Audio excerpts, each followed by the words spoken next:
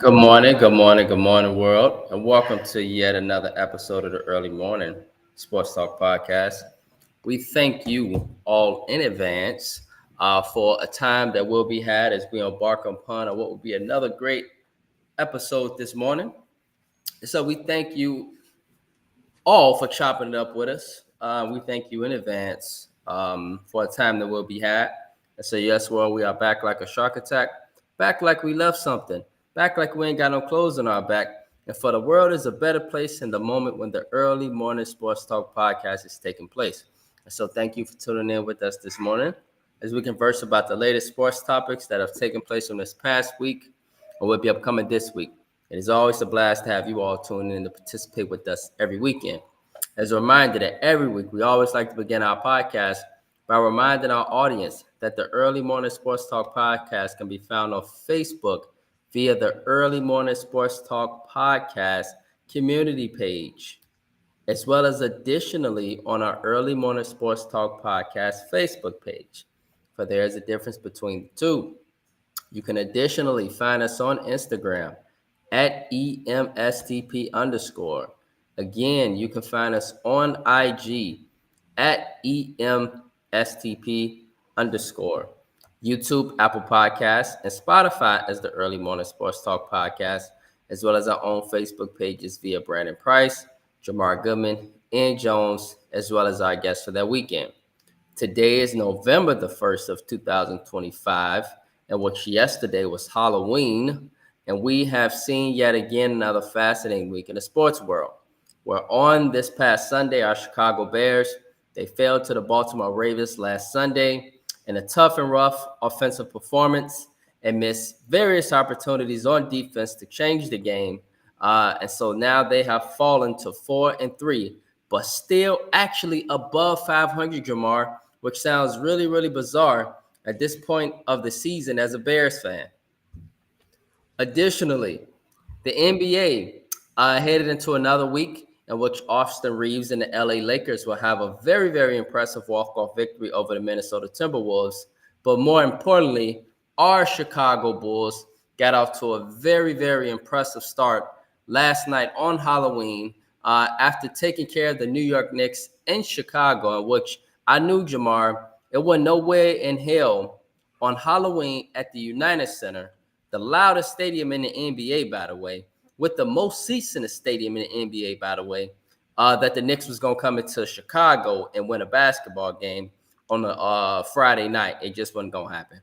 And so Matthias Buzelis, career high, 32 points. No, actually, Josh Giddey, career high, 32 points. Nikola Vucevic, he almost had a double-double, almost a triple-double. Almost a triple-double by one assist away by Josh Giddey. And so, by Matthias Buzelis. And so this young team, really no big names, is playing fantastic basketball, fantastic ball movement. They are active and they are just gelling because the ball is moving. And it really, really, really, it seems like it's coming to a head of how we did really good at the end of the season last year after we traded Zach LaVine and we traded DeMar DeRozan. The ball is more active in everybody's hands. And lastly, we will see the Toronto Blue Jays battle it out in the World Series, in which now we have a Game 7. This was a fantastic baseball game last night. I had a chance to watch this as well as the NBA. And the Los Angeles Dodgers, fantastic defensive plays. We call it in baseball web jams. There were some web jams all over the field last night. 3-1 game. Dodgers have won, Jamar, close games. Blue Jays have won blowouts. That's been the series thus far. Game 7 tonight. Get your popcorn ready. And so George Springer was the only one. George Springer was the only one to put up a run last night for the Toronto Blue Jays. And Jerry Springer played a very good game. Unfortunately, he didn't have anyone else to help him out. And so we'll see how Jerry Springer and George Springer and the Toronto Blue Jays Uh, not, Jerry, Jerry, Jerry, Jerry, Jerry, Jerry.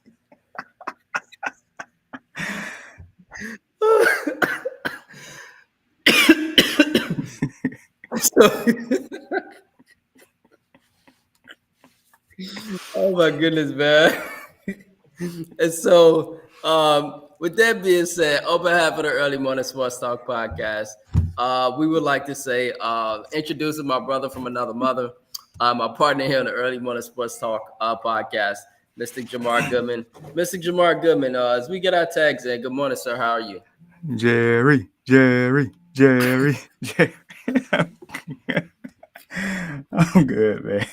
I needed that laugh. Uh, yeah, man. Yes, and so let's get it started, my brother. The Bears. And so the Bears, uh, they lost last week. What did you see in this game? What concerned you? Um, did you have any positives? Um, you know, just what did you get from this game last Sunday? Tell us why the Bears lost. What happened? Uh, you know, I'll say first, Caleb Williams did not perform like he needed to perform. Mm-hmm. Um, I understand that, the Baltimore Ravens, has underachieved this year. Um, injuries could play a big part of that, but even still, like they've underachieved. They definitely like a better team this Thursday against our Chiefs Dolphins, but that's a story for another day. But Mm-hmm. um, nevertheless, they had a chance to really, you know, make some, turn some heads and win this game. This was Right. a very wonderful football game. I mentioned Caleb Williams did not perform like he should. That's a defense, even with big names on the defense, they haven't really played that well collectively this year, and they should have definitely taken advantage of that. Um, you know, Caleb Williams staring down Rome Odunze all the time. Right. Right. A Instead of lot. like always trying to make the big play, just take the check down. Sometimes, and that's still a growing part of his development right now. He's still learning. Um, so that is a concern. The defense, I would say, we went into the game really thin. I mean, the secondary itself, it has been tormented with injuries. Of course, we haven't had Jalen Johnson pretty much the whole year. Kyler Gordon, I mean, he hasn't really, what he played one game this year so far. Right. Um, it's been bad. It's to the point to where they signed what's that, Gardner Johnson. Gardner Johnson, yeah, played for Houston. Mm-hmm. So, it, and then also the fact that Burton got knocked out with a concussion. I mean that didn't help. I'm hoping to see more from Colston Loveland. I mean, you spent the top 10 pick on him. I mean, get him more involved. But I'll say the positive. The running attack, the rushing game has definitely been better over the last 3 weeks, and even with DeAndre Swift being banged up, I mean, he was still very productive. Um, but nevertheless, they underachieved. The Bears underachieved in that game. They definitely could have won that game. But I also understand the fact that the Baltimore Ravens was a very desperate team. That was like they had to win that game. That was a must-win game for the Baltimore Ravens. And they, even without Lamar Jackson, you knew that was going to be a tough game because they had to win that game. They just have to. And Mm-hmm. I think it was more so credit to them as opposed to us failing. But there was definitely some missed opportunities for the Bears by far in that game. So, and then the last thing I'll say, when they get down there, you got to score touchdowns. We can't be kicking field goals. Like you got to find a way to get the ball in the end zone. And that's typically how teams lose games. Even teams that are productive on offense, like when you get in the red zone, you got to get 7. You can't get 3 all the time. Right. So Mm-hmm. so yeah, that's where I'm at with that one. Right. Um, yeah, from what I saw, it was very much Caleb not getting rid of the ball. And really the only positives was the two usual suspects for the Bears that really drives our engine, and that's DeAndre Swift and Rome Odunze. Outside of them two, nobody else did nothing. I don't know why on my phone, Jamar, I'm starting to see now rumors of DJ Moore potentially being traded. I don't know why my phone's doing this, but nowadays, if you talk about something, if you even think about something, it'll pop up on your phone. And obviously, we've been talking about this on the Early Morning Sports Talk podcast. Good morning, Deshaun. I feel like we have a lot of silent viewers, Jamar, that anonymously watch us because we've been talking about DJ Moore for quite some time. And here it is, you know, potential rumors now starting to boil up. He's not being used at all. I would rather DJ Moore get some plays in the middle of the field, be a mini you know, Debo Samuel, be a Steve Smith type of receiver, Jamar, that can run in the middle, bump some people, hit some people. He's strong as hell. Use that. Use it. Stop running bubble screens with the man. He can't catch deep passes. Like, he's not that type of guy. He's not big enough. He's kind of small for a receiver. So you Yeah. got to use him based off of how he is built, his body. But he's not being used. Colston Loveland not being used. Literally, it seems like Caleb Williams, he loves to throw the roam, and that's really it. I said this past Monday, Jamar with Ian. I said Caleb Williams, he has people that he loves and that he likes, and that's who he sticks with. And that's literally it.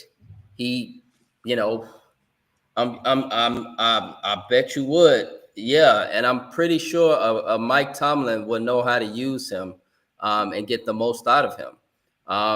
It's just right now the Bears are having a. It's not the Bears. I just think it's Caleb. What do you think, Jamar? I think it's Caleb that just don't. He doesn't have that chemistry with him like he has with Rome, and he likes to throw the Rome. That's so he do. I mean, He just likes to yeah. throw to certain people, and that's what he do. And the Ravens knew that. They knew that. I mean, absolutely. I mean, heck, those two had a connection in the combine before they even got drafted together. They were throwing the ball, playing catch with each other and stuff. I mean, they had that chemistry before they even joined the Bears. So I mean, I guess that's kind of natural. But yeah, with DJ Moore, like you said, he's not a big body guy. That's one of those to where he has the ability. If you throw a 7 to 10 yard slant, he can take it to the house if the opportunity is there. He does have that ability.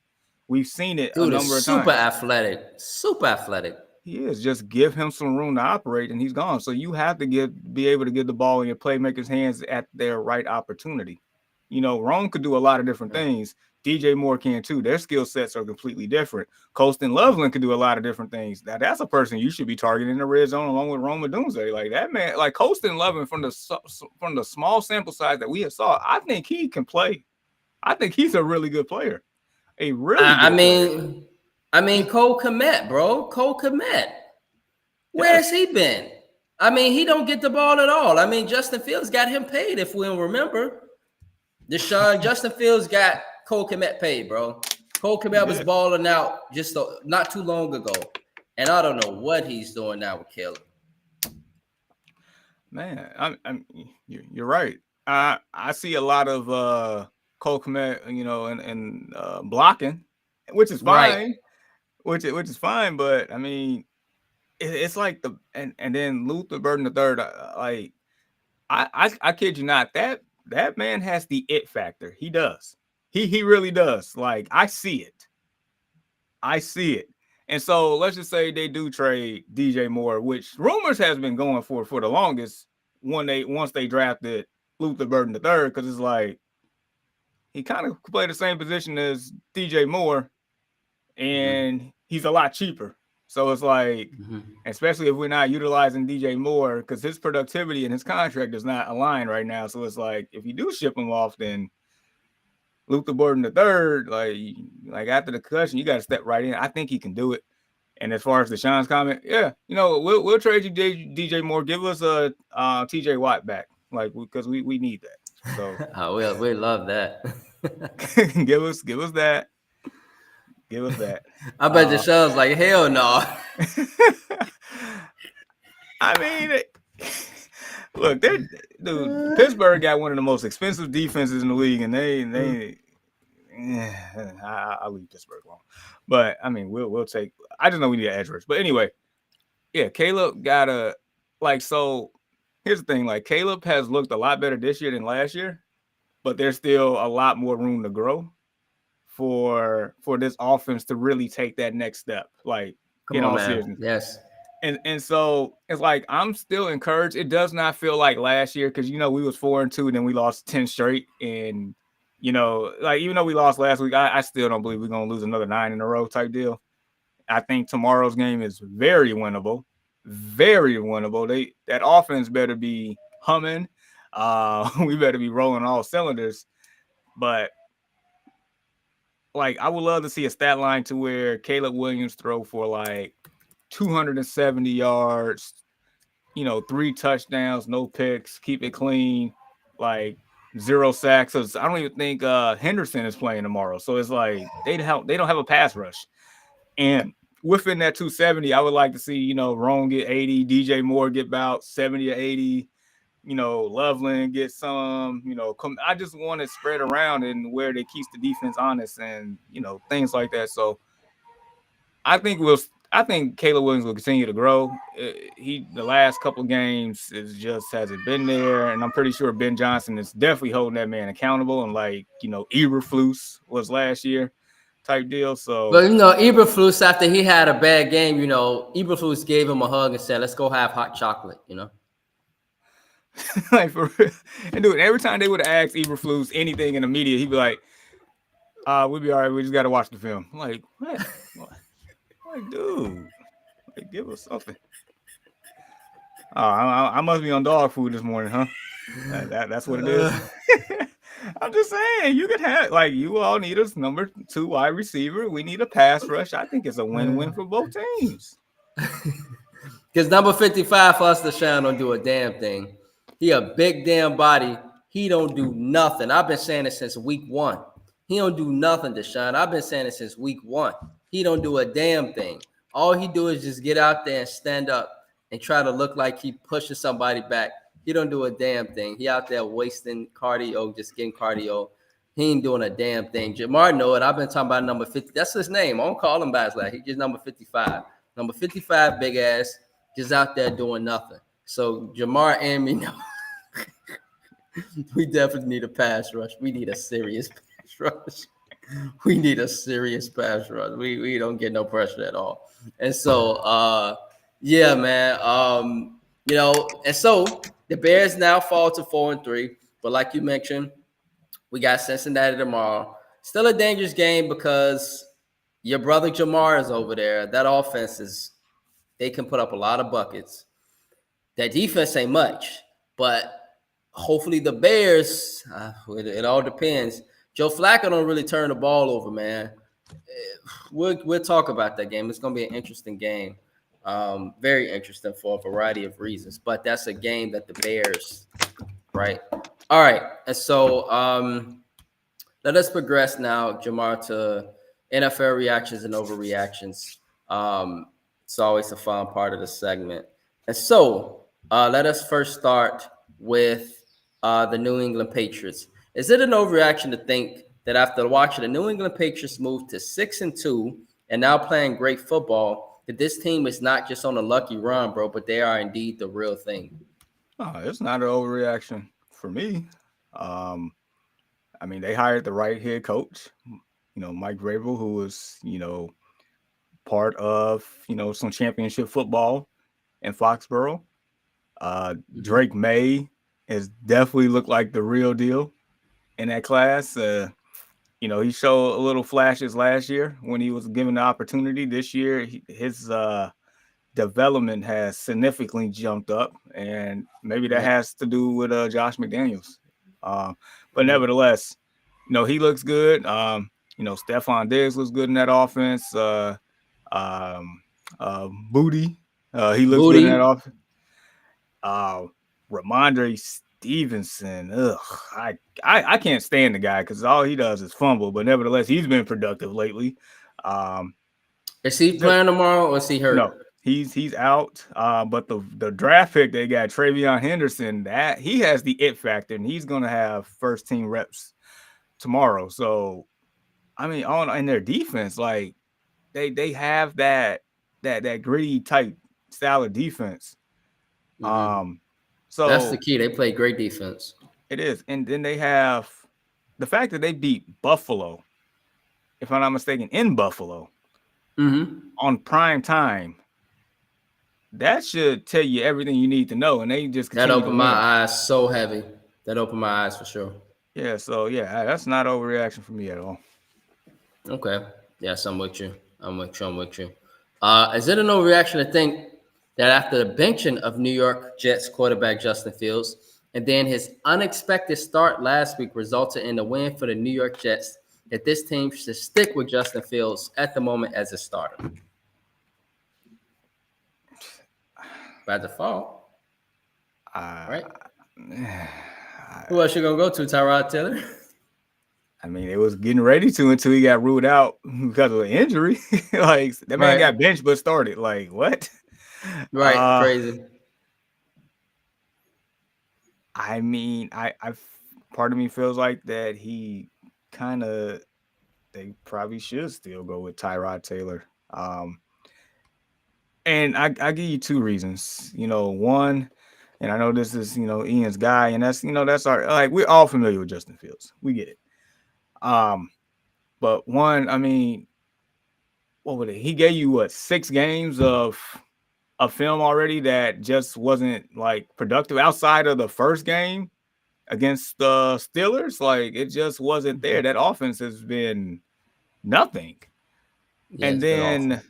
and then two, you went against the worst defense in the football league in Cincinnati. The worst team. So it's like if you can't even do I mean, I'm just saying, like if it's like it's expected for anybody to put up yards and points against Cincinnati. Like we expect the Bears to put up yards and points against Cincinnati tomorrow. So I don't know. Maybe that could be the turning point in his whole career. I don't know. It's I don't know that situation is terrible all the way around. Hmm. Right. And so, morning, Ian. Good morning, my bro. Hey, we doing NFL reactions and overreactions. And so, let's first start with you. Is it an overreaction, Ian, to think that after the benching of New York Jets quarterback Justin Fields and then his unexpected start resulting in the win for the New York Jets, that this team should stick with Justin Fields at the moment as a starter? Uh, it's a tough question.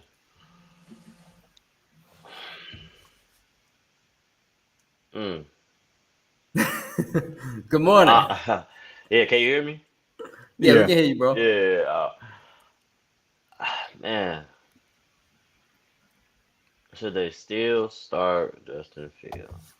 I mean, who else they gonna go with? Tyrod Taylor, I mean, yeah. I mean, to be honest, he probably would have started last week if he didn't get right? hurt. But I guess they had no other choice but to start Justin. Um, man, I can't. To be honest, I can't really answer that because That's how I felt. Like for real. I mean it's like this. So Justin hasn't been playing to win. These last besides week one and maybe last week, yeah, he hasn't played to win. He's just been playing to not lose, and he's not getting the ball out on time. He's not playing instinctively. Right. Um, it's just like scared to throw the ball, so he won't turn the ball over. You know what I'm saying? So it's like you don't want your quarterback playing like that every week. Now, if he gonna play like he did in week 1 against the Steelers and last week, then hell, he can start every week. But when he reverts back to the Justin Fields that don't want to throw the ball, even on the damn screen play and the damn receiver open. Like, bro, throw the ball, bro. You throw an interception, Right. you throw an interception. You throw a bad ball, you throw a bad ball. So it's 100% a confidence thing with this man. Yeah, for sure. It's definitely a confidence thing, and they to be honest, they really just not a good team overall. Now, I will say that they have a pretty decent running game, but Yeah, after a Brees while, Hall is a nice running back. yeah, but after a while, I believe they top 10 in the NFL in rushing, but after a while, you stack 10 in a box, and it's going to be okay. We're going to blitz Justin Fields. We're going to make you guys throw the ball to win the game, Hmm. and him playing the way that he's been playing, it's not going to work. Besides last week, it's not going to work. But maybe like Jamar said, maybe they needed that win last week to kind of shift that. Not even just Justin Fields' confidence, but that whole team confidence.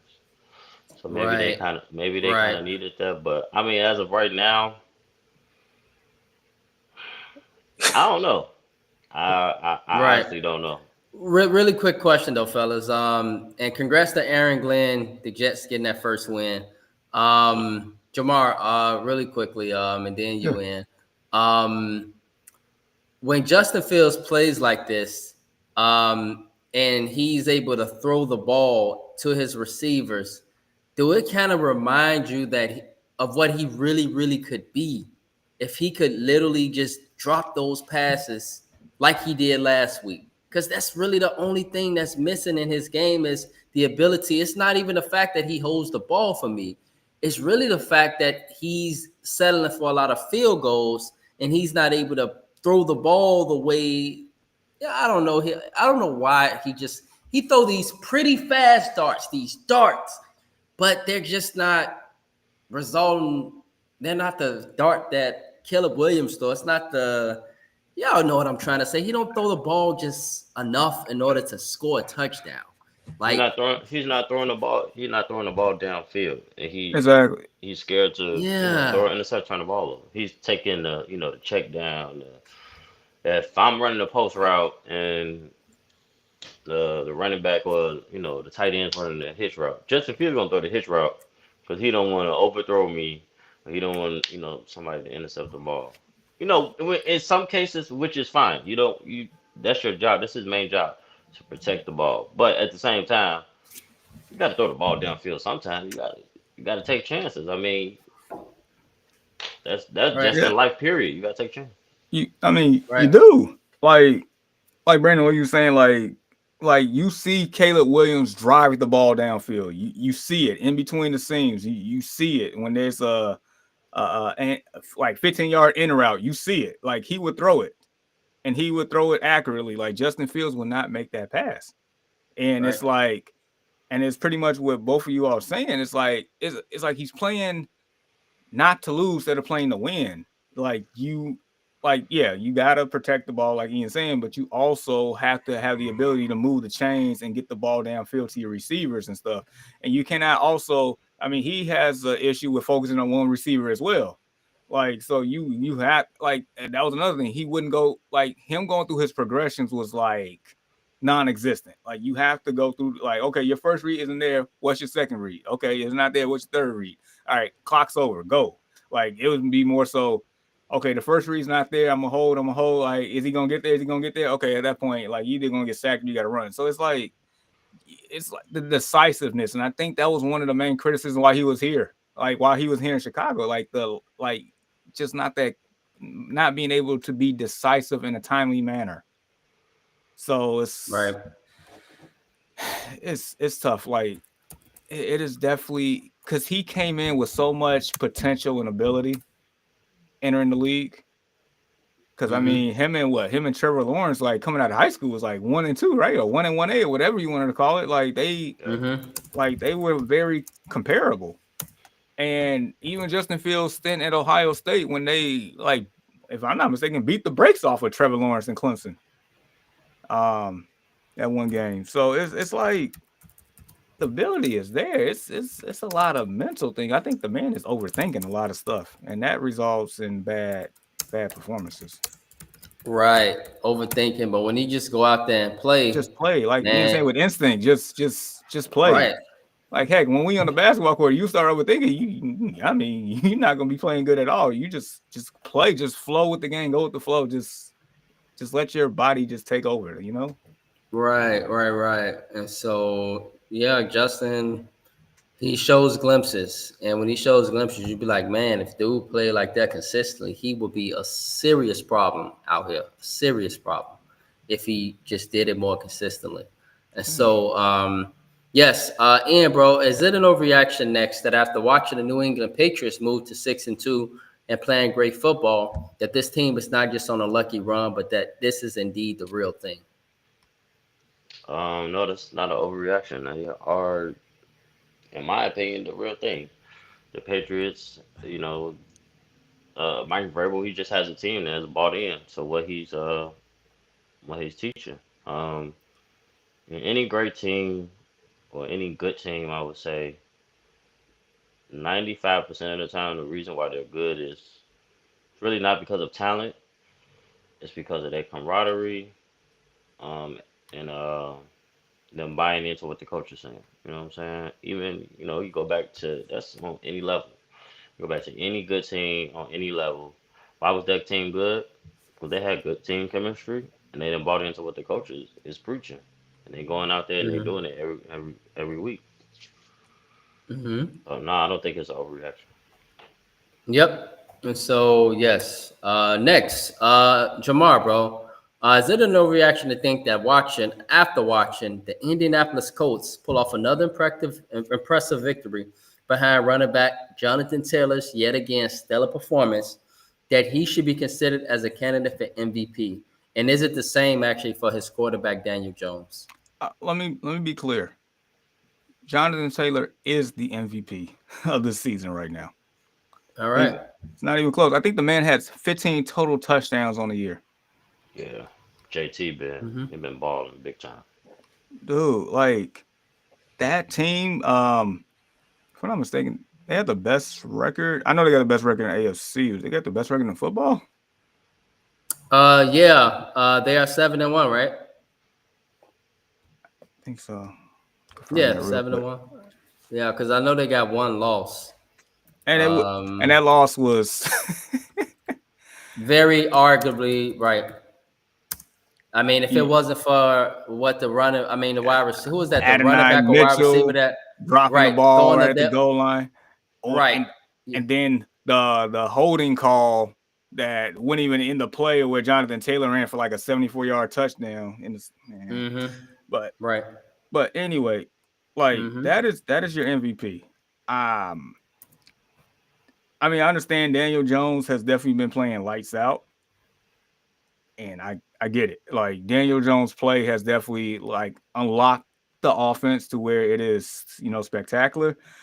But it's like the Colts have been like a well-oiled machine, so to speak, to where they get up in the first half and then it's JT time in the second half. And I think he has 3 consecutive games with 3 touchdowns. If I'm not mistaken. I mean, the man has 850 yards on the ground. Another 72 in the air. Like 15 touchdowns. I mean, we seen Jonathan Taylor be that guy a couple years ago before all the injuries started happening. So it's like it should be no surprise, but nevertheless, I think the Colts itself is a surprise, and he is the engine to that team. That is your MVP right now. All right. Ian, your thoughts, bro? I think Jamar hit it on the head, bro, to be honest. I mean, Jamar hit it right on the head. I mean, right. So you guys think that there's a motivation out there in Indianapolis due to the passing of Colts owner Jim Irsay like this season is somehow dedicated to him. It's funny how sometimes death can, urgentize the troops. Yeah. Nick Mango, rest in peace to Nick. He passed. We remember him as a great center for the New York Jets. He passed this past Sunday. The Jets came out and they kicked ass. And, we know what happened to Jim Irsay this past offseason. And the Colts, they're doing their thing. Perhaps could it also be that the Colts owner and president and CEO, she's beautiful on the sideline, but she's taking those notes too, and doing her thing on the sideline. And so I don't know if that's helping guys. Can you guys tell me from a football standpoint, would that possibly help a team? What do you think, Jamar? If you got somebody that's literally, maybe she's a good note taker. I don't know, man, but the notes that she's taking. No, I'm serious, y'all, because they are beating the crap out of people. No, I mean, you're right. It's one of those 5-0 at home, by the way. 5-0 at home. It's one of those to where, like, and this is what in anything, not even sports, but any organization, any type of structure, to where if the head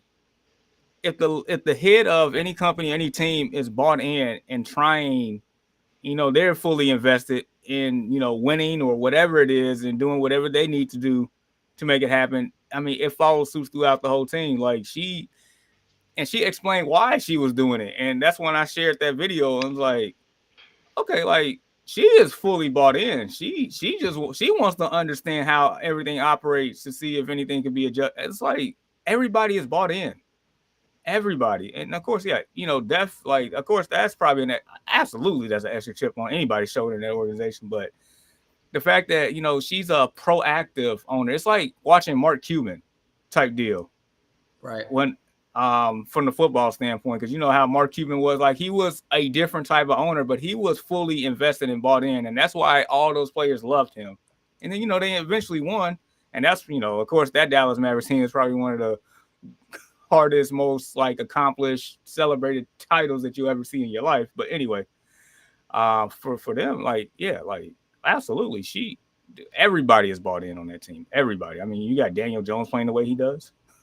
you got the defense playing the way they are, like, and they're kicking ass and taking names later. Like that's what they're doing. Right. And so, do you think that, a owner that's doing what she's doing, do you think that help a team, her doing what she's doing? Yeah, yeah, obviously they're winning.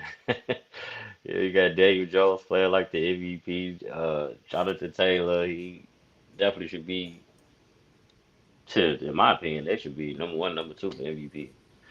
Um, yeah, what she's doing, I think she is inspired, by if I'm not mistaken, that's Jim Irsay's daughter. So, Yeah. Mm-hmm. she's just inspired by, her dad and the passing of her dad, and I think that is and like I just said, they're bought in. They're bought into what their coaches is bringing to the table, and that camaraderie. Maybe his death has made their camaraderie a little tighter, and when you have a team like that that's playing like that, that's playing for each other, not playing for individual stats, playing for just playing for money. When y'all close and y'all knit together and y'all playing for each other, and if I make a mistake, you know, you there to help me. If you make a mistake, I'm there to help you. It's nobody really down on each other. We just encouraging each other and we playing together as a team. That's a scary team, and that's a sign of a very good team. And I think that's what you're seeing every week when the Colts are playing. Mm-hmm. Yes. Man, you said that so well, and I feel motivated as hell after you said that, Ian. Man, I was watching bro. Ray Lewis. I was watching Ray Lewis talk to Colorado about that yesterday. Dion be having everybody in Colorado. Yeah, man. Yeah, man, that's what's up. And so, lastly, fellas, Jamar, is it an overreaction, bro, to think that after watching the Baltimore Ravens pull off 2 quick wins this week, that this team can possibly go on a run here. No, not an overreaction at all. And it's crazy. It's to the point to where I was listening on the radio yesterday, and it was saying there's a path for Lamar Jackson to win MVP this year. Oh, come on. They need to stop. Come on, he haven't even played. Come on, no. But does he have more passing touchdowns than Josh Allen? I mean, to my understanding, he's 14-1, like 14 touchdowns to 1 interception. Like his quarterback rating is like a 137. Like he is playing lights out. He got a 137 quarterback rating. Yeah. I see why the bro be winning MVP or be up there for MVP. Yeah, and on top of that, they saying like pretty much because a lot of this is narrative driven. So if the Baltimore Ravens go on this one run, they win the AFC North, and Lamar Jackson continue to put up these numbers. That's why they're saying there's a possible path for MVP for him. That's of course that also depends on Jonathan Taylor's production as well. But nevertheless, that's the narrative. Like the Baltimore Ravens can do this. Yeah, and that's why even before the game on Thursday, they're still the betting favorite to win the AFC North.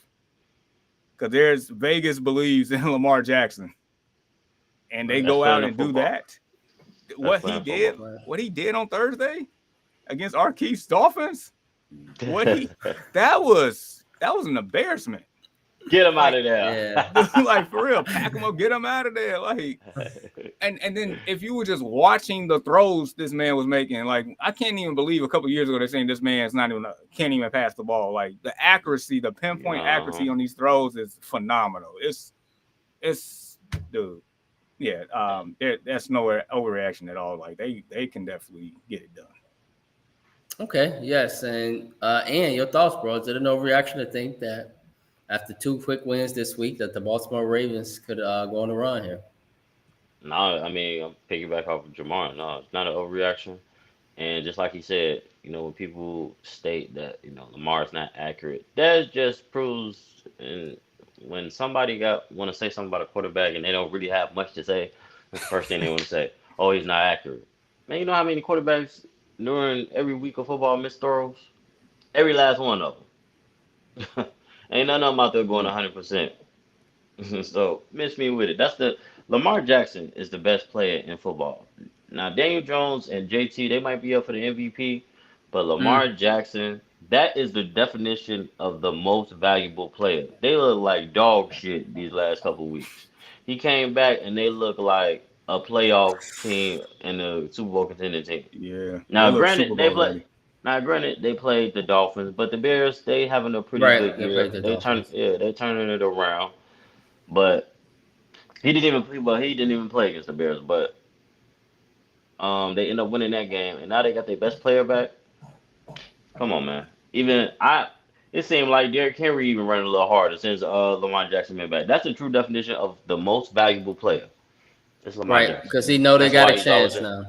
And that's why he's always in the MVP talk. And 14 touchdowns and only 1 interception. He got more touchdown passes than quarterbacks playing every week. He ain't played how many weeks? Beautiful. Matter of fact, that's beautiful. That's a beautiful stat. Give me a sec. I'm about to look that up exactly real quick. He got to be in the top 5. He has to be in the top 5. See. NFL stats. Hold on, let me get there. Okay, passing leaders, complete leaders. Let's go. Touchdowns. Here we go. Jackson, 14. So just so you know, he has more. So he's actually 11th on the list, but he has more passing touchdowns than Baker Mayfield, Daniel Jones, Jordan Love, Sam Darnold, Josh Allen, C.J. Stroud, Caleb Williams, Mac Jones, Trevor Lawrence. There you go. And these are teams with winning records.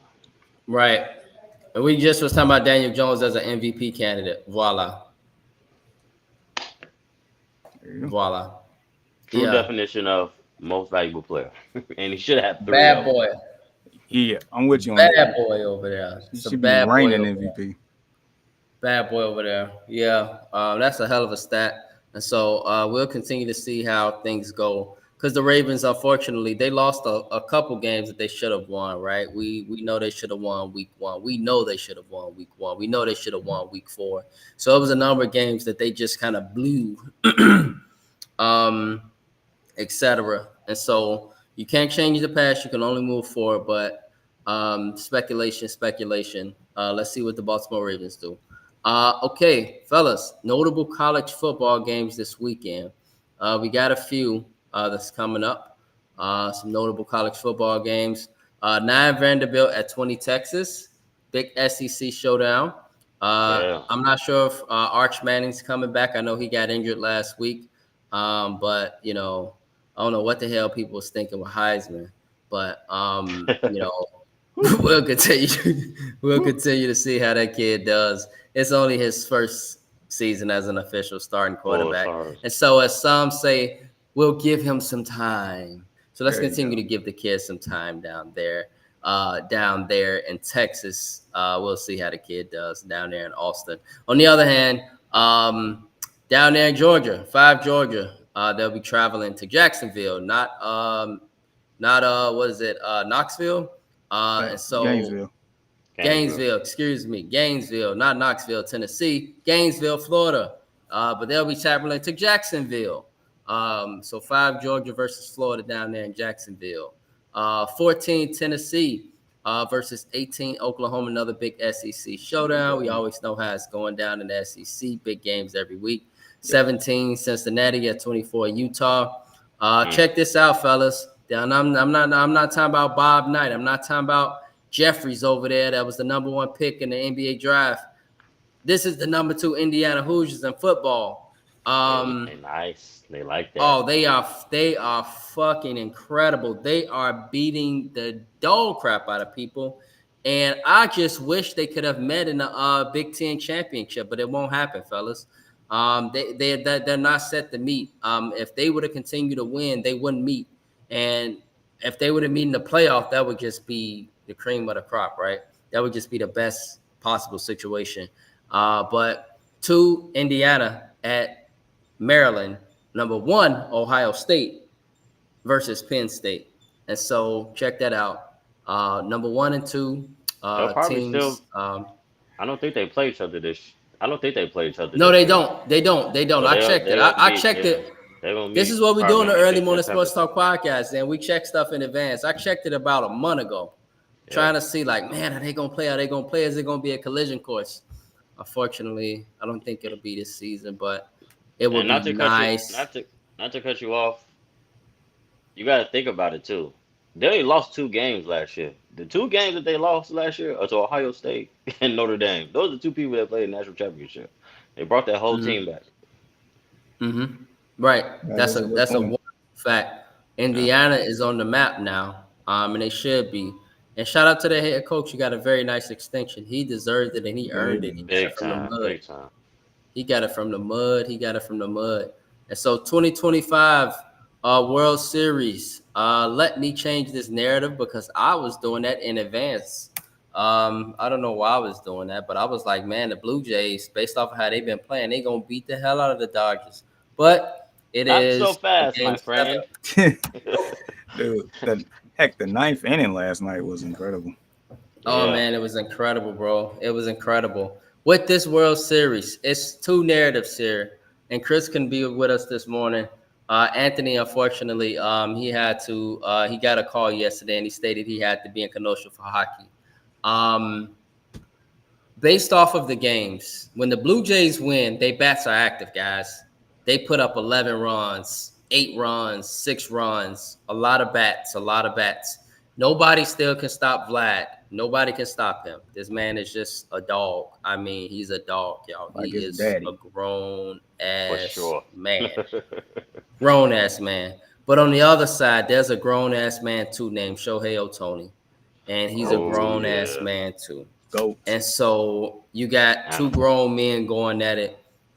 2 franchises that, are doing great things. And will Drake get his World Series, man? Will he finally get something good this year, fellas? Will he finally get a win, something good this year? And you know when they win in Toronto, he gonna be the first one out there. Toronto, because that's what he do. But on the Probably other don't even watch hand, baseball. LA, Kendrick Lamar, man. His Dodgers. They are doing their thing. And I don't know, fellas, who you guys got for this. It seems like when the game is low, LA wins. When there's a lot of runs, Toronto wins. But game 7 is in Toronto. Last week, me, Chris, and Jamar made our picks. I don't know if anything changes. For me, I need to really, really talk about this with you guys. But for me, I picked Toronto because I stated Toronto in 7 because Toronto had home field in. I figured that would be the difference because they had home field. Chris, he picked Toronto in 7 because of home field, and he broke down some other stuff that I'm not really good at because he's a baseball fanatic. And so, Jamar, who you got for this one, bro? Blue Jays or Dodgers? Do the Dodgers pull out some that the Miami Heat did when they were down 3-2 against the Spurs? Like, a lot of teams don't come back down after they lose that game 5. Do you think that the Dodgers are great enough to pull off 2 in Toronto and get the World Series championship? Oh, you got it, LA. Hey man, like if we're comparing it to the Heat Spurs, hey, that ball that got wedged in on the wall was similar to LeBron blocking Thiago's splitter. So yeah. Did you see that double play, bro, to end the game that yesterday? was sensational. Yeah, that was insane. I couldn't I woke up at like 4 something this morning and I couldn't like get rid of it on my Facebook timeline. It was all over the place. Like I pretty much watched the whole 9th inning all over again on my timeline. I watched that play so much. Like those are high leverage moments. Like that was like ball game on the line, and to get out of that jam, that double play, to have the presence of mind, because I mean, heck, I thought it was a hit too. To Buddy ran up and grabbed the ball, and like that's that type of that type of play. I think that carries momentum. like they're gonna be amped up tonight. And look, like part of me definitely wants Vlad Jr. to do his thing and get one. But the other part of me is like I am literally witnessing, like, in my opinion, the greatest baseball player ever, like maybe that ever touched a bat in a ball in a glove on the other side. And look, I it's like betting against Jordan. I'm not doing it. I'm not doing it. I refuse. No, so like Brandon, you mentioned like the Blue Jays, like the bats have carried them to this point. The pitching for the Dodgers this year has pretty much carried them. In years past, it was. That's what's carried them. That's been carrying the Dodgers. It's been a defense actually in pitching. But the thing is, like even though the hitting is struggling, they still have the ability to put up the runs. They haven't even played their full potential, and we're in a game 7.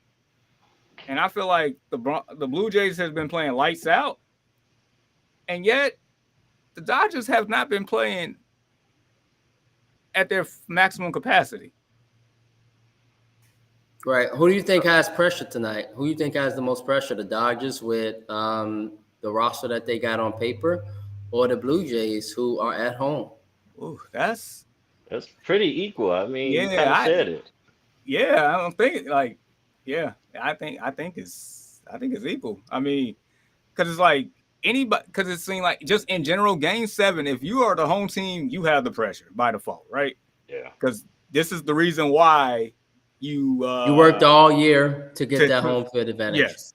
So you have to defend home field. I mean, heck, you went into the scenario up 3-2 going back home. So it's like, you got to close out. I mean, there's always instant pressure on the Dodgers because they spend money every year. It's like, the Yankees for the better part of our life. They spend money every year. They have to win. But I mean, it feels even, but if I had to choose, I think the pressure is on the home team. Like, once again, like you said, this particular year, you played this hard to get to this point to have that luxury if it came down to it. And look and behold, you playing that card. Like, we're at home, game 7, you got to win. You got to win, especially you cannot lose back-to-back 6 and 7 at home. After the Dodgers has not played what we know they could play, the potential. Yeah, and I don't know if you have anything. You got anything else, Shamar? Before we get to him? Yeah, I would say the last thing is, especially after how the 9th inning transpired, how that hit it. Like, what are the chances that ball gets wedged in that spot? No, because it's like any other time that could have been it. That really could have been it. So it feels like, it almost feels like Bartman and Moises Alou type deal, just right. He took it back with that one. Or the what was the dude in the Buckner deal? Like Buckner. That I'm not sure. World Series in the 80s or the early 90s, like the ball goes under his glove on first base. Yeah. That's what this, like, if it Minnesota Twins. Yeah, that's what this feels like. Like, because like if they do it another 100 times, hit the same ball in that same spot, that ball does not get wedged. Yeah, right, for sure. So yeah, that's where I'm at. Man, and so Ian, bro, game 7, Toronto. You know, I think we all kind of figured this would go 7 because these are 2 excellent baseball teams. They are both very good teams. Ian, who you got for this one, bro, and why? I'm not going to change my pick. You know, when we did the bracket, what was it, in the beginning of the playoff? I did have the Blue Jays, and I had them playing the Cubs. But right.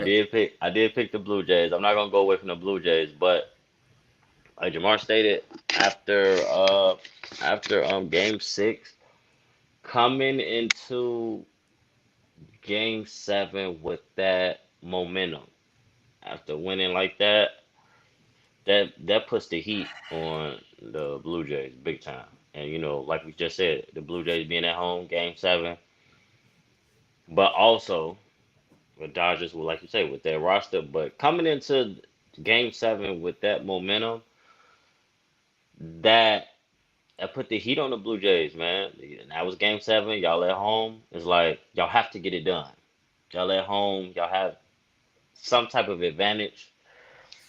And you know, the stadium is gonna be antsy when you in a game 7, and this is y'all playing for a championship. The stadium and the atmosphere it's exciting, but it's antsy. So I think the Blue Jays can pull it off, but I wouldn't expect per se a blowout or anything like that. I think it's gonna be another great game. It's gonna go down to and so who you got? And you got the Blue Jays, right? Yeah, I got the Blue Jays. Fellas, you know, I've become really, really big into baseball, being overseas now, because a lot of people here are from Dominican Republic, and you guys know a lot of great baseball players. Yeah. They come from the Caribbean islands. This series has been exactly what I thought it would be. I knew coming in, and I said it, and you guys remember a couple weeks back, I stated that the Dodgers, this will be their toughest World Series opponent in any of their championships. The Blue Jays will be their toughest opponent, that they will have to work this thing to the very end, and they will have to pull out some greatness. The Blue Jays, you see their bats. You see Vlad. I mean, you see Bazzi. You see Springer. You see a bunch of no-name hungry guys that can hit, but also great pitchers too. On the other hand, with the Dodgers, yes, I see what they've been doing. This game is in Toronto, though, and it's a lot of pressure. You guys are right, but it's a very loud crowd in Toronto. Guys, that probably is one of the loudest stadiums in baseball. Think about it. In Canada, they ain't got 5, 10 teams. They got one team. One. Used to be the Montreal Expos, but now it's just one team. Yeah. Y'all don't think just like the Raptors was in 2019? Yeah. They got fans outside. They got fans inside. Win. They representing not a state. They representing a country. The whole They Canadian represent flag. a country. They are representing a country. They are finna be lit, absolutely lit. And so I stated this would be the toughest championship. Guys, greatness requires going through tough challenges. And Jamar, Ian, we stated Shohei Ohtani is great, right?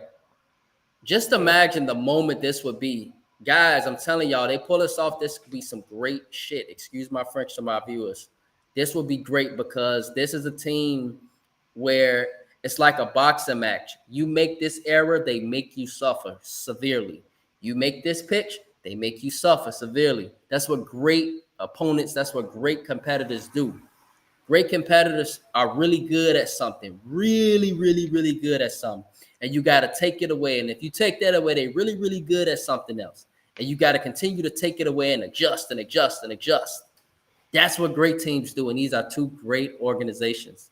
I stated that the Blue Jays will win at 7. But I would not be surprised if the Dodgers, I would be very impressed if they pull it off. But I'm going to go with the Blue Jays. Why? Because the Blue Jays are in Toronto. They got that crowd, etc. Now, it depends, fellas. If LA get off to a fast start, then like you mentioned, and Jamar, the crowd going to be really antsy. They're going to be really antsy.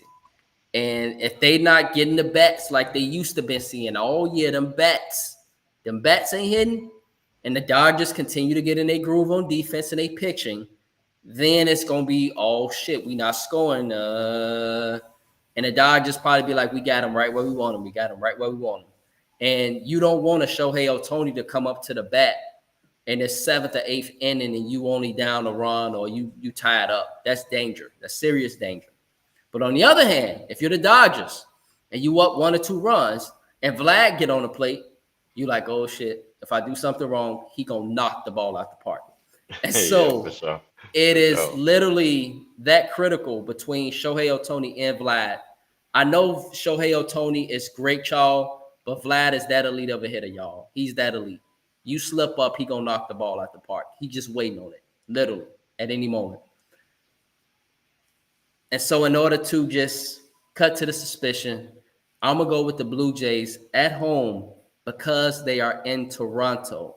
But I tell you guys this, the Dodgers pull us off. This is going to be some great stuff. This is going to be something they can look back on and be like, man, we won that championship and we weren't even supposed to win that championship. But we still won that championship. And Jamar, that would be super impressive because the Dodgers did not play the baseball that we have seen them play. But if they win this World Series championship, this will be super impressive because that's a good team in the Blue Jays. And so with that being said, fellas, do you guys got any final words on the World Series as it goes down tonight, Game 7 in Toronto? The best 2 words in sports. We're here for it. Yep. Game 7. All right. So, yeah. It's crazy, man, when we – there's Chris. All right. Game 7, Toronto for the win. Luck won't strike twice for LA. Yeah. Mm-hmm. And Chris, do you think it's because Toronto is in Toronto? Do you think it's because Toronto, they don't just have one team? I mean, they don't have 10 teams in Canada. They just got one team up there in Canada. It's all on the Blue Jays. Do you think it's because it's hard to win twice in a team stadium, back-to-back nights? Do you think it's because of the pitching? Because really the Blue Jays have had better pitching. Jamar, do you think it's that Shohei Ohtani going to pitch tonight and play the bat? Y'all know that tonight, right? He's doing everything tonight for the Dodgers. Yeah. Got to. Game 7. So, got to get your money's worth out of the man. For sure. Heck, I think They he's gonna said, be. hey, What he say in Friday Night Lights? And he can pass. He got to do everything today, Paint your man. fence, walk your dog, grab your man. Man can paint the back porch. He got to do everything, bro. Hey man, they might have Shohei in the concession stands doing in between innings at this point. Like he gonna be everywhere. Yeah, he gonna be one of the announcers, bro. He got to do everything. He gonna be translating for his country in between pitches. Yeah, he got to do everything, man. oh my goodness, man. We'll get their money. They They'll said get this their man- money's worth tonight. Hey man. Hey, Oh, you man. guys say y'all say Shohei Ohtani got to do literally everything, and you know what? He's paid handsomely. Collective, man, the fans, the team, and the atmosphere. I think they will feel robbed, and it's going to feel them. Okay. And so when we talk about somebody feeling robbed, right, the Blue Jays are going to feel robbed that they lost Game 6 the way they lost Game 6, in which that was a beautiful web jam in order to end that game. That was one of the most incredible plays I've seen in a long time in baseball.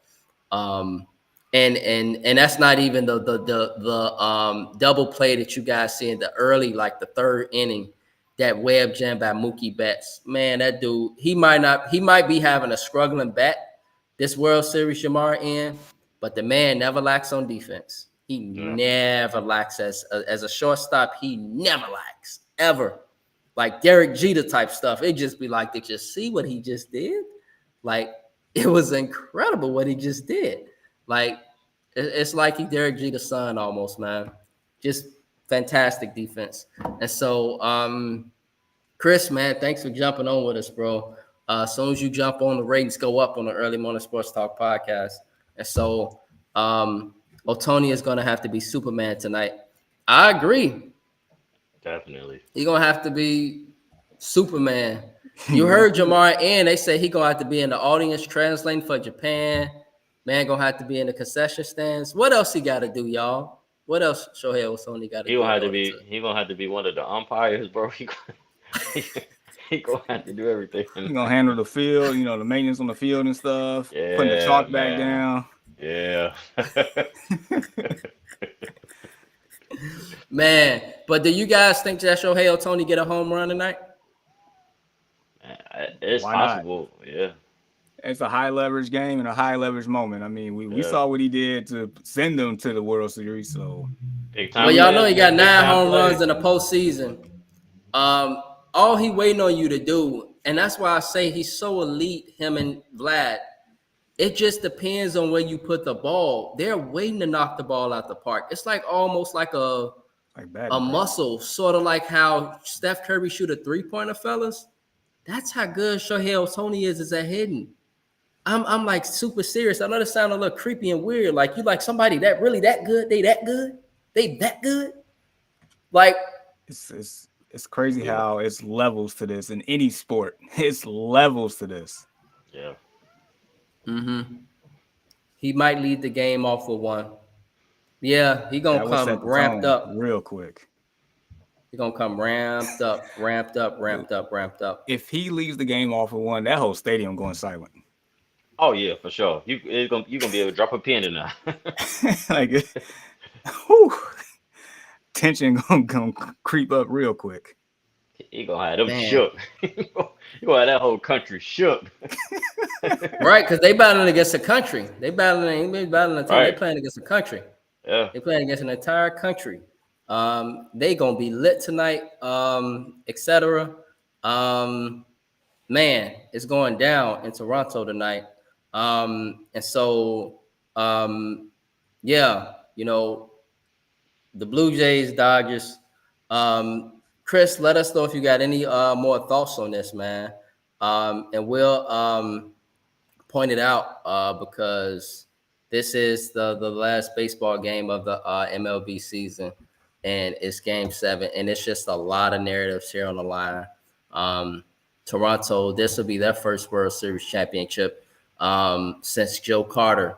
I don't know if you guys remember 1993. Toronto Blue Jays won the World Series off of that walk-off home run. That's a piece of history.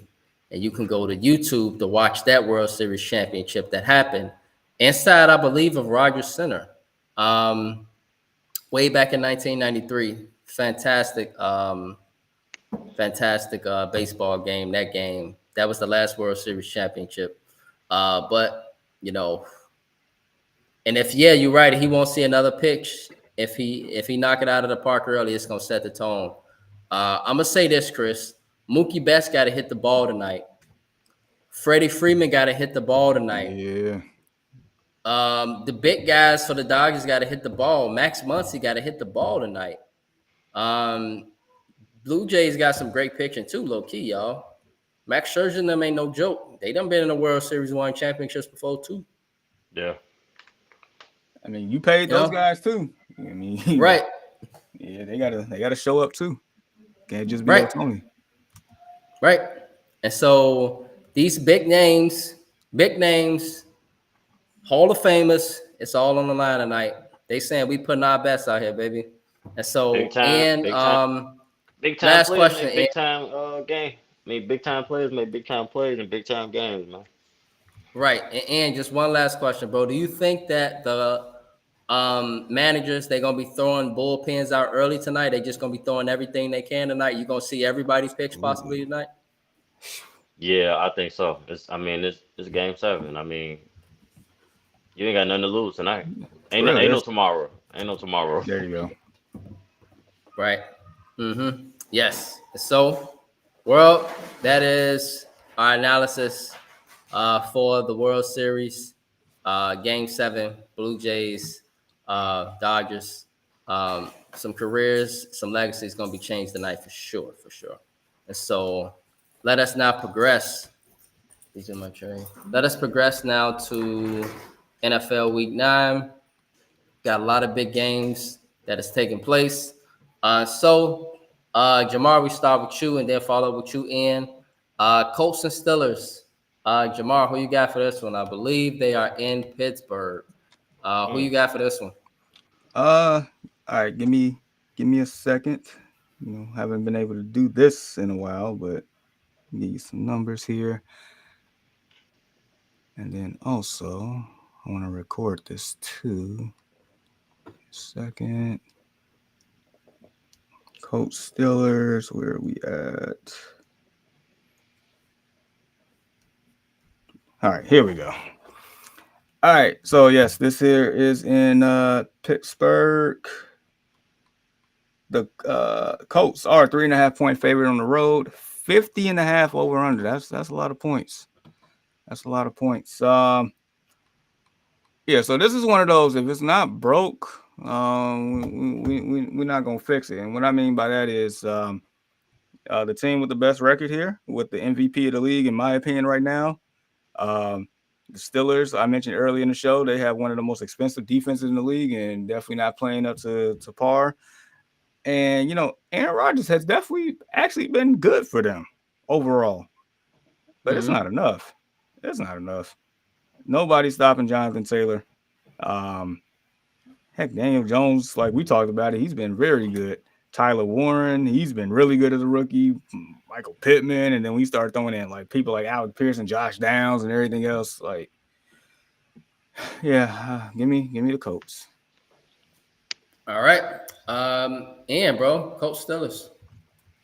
Man, Michael Pittman had a crazy catch last week. Oh, you're right. I love those big receivers. I've been saying it for years now. For 2 years. This is the second year I've been saying it. Colts got 2 great big receivers. Yeah, but I'm going for the upset Steelers. Shout out to Deshaun. Shout out to Deshaun. That's his team.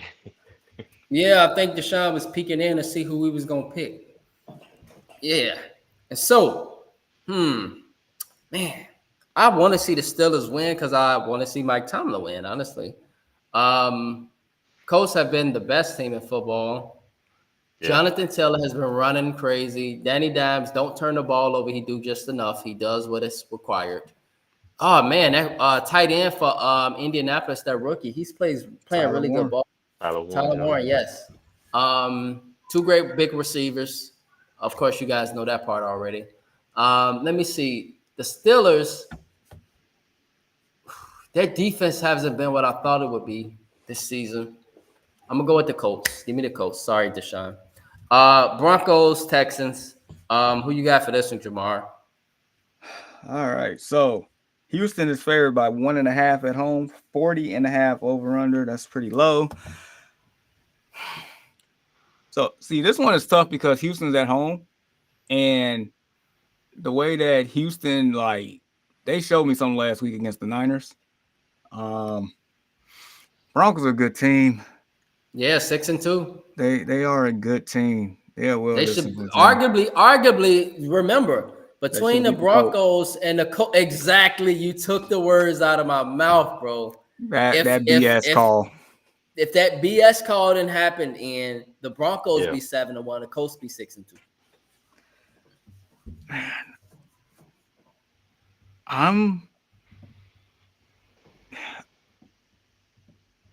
I'm gonna take the Texans. Really? Yeah. I mean, don't forget that Texans defense is really good. Oh yeah, And they opposing- are. They one of the best defenses in football. And the opposing quarterbacks against their defense has not played well at all this year. So give me the Texans. Texans dropped a couple games like some idiots too. First 3 games, they dropped 2 games. They should be a lot better than 3 and 4. Chargers. Ian, Broncos, Texans.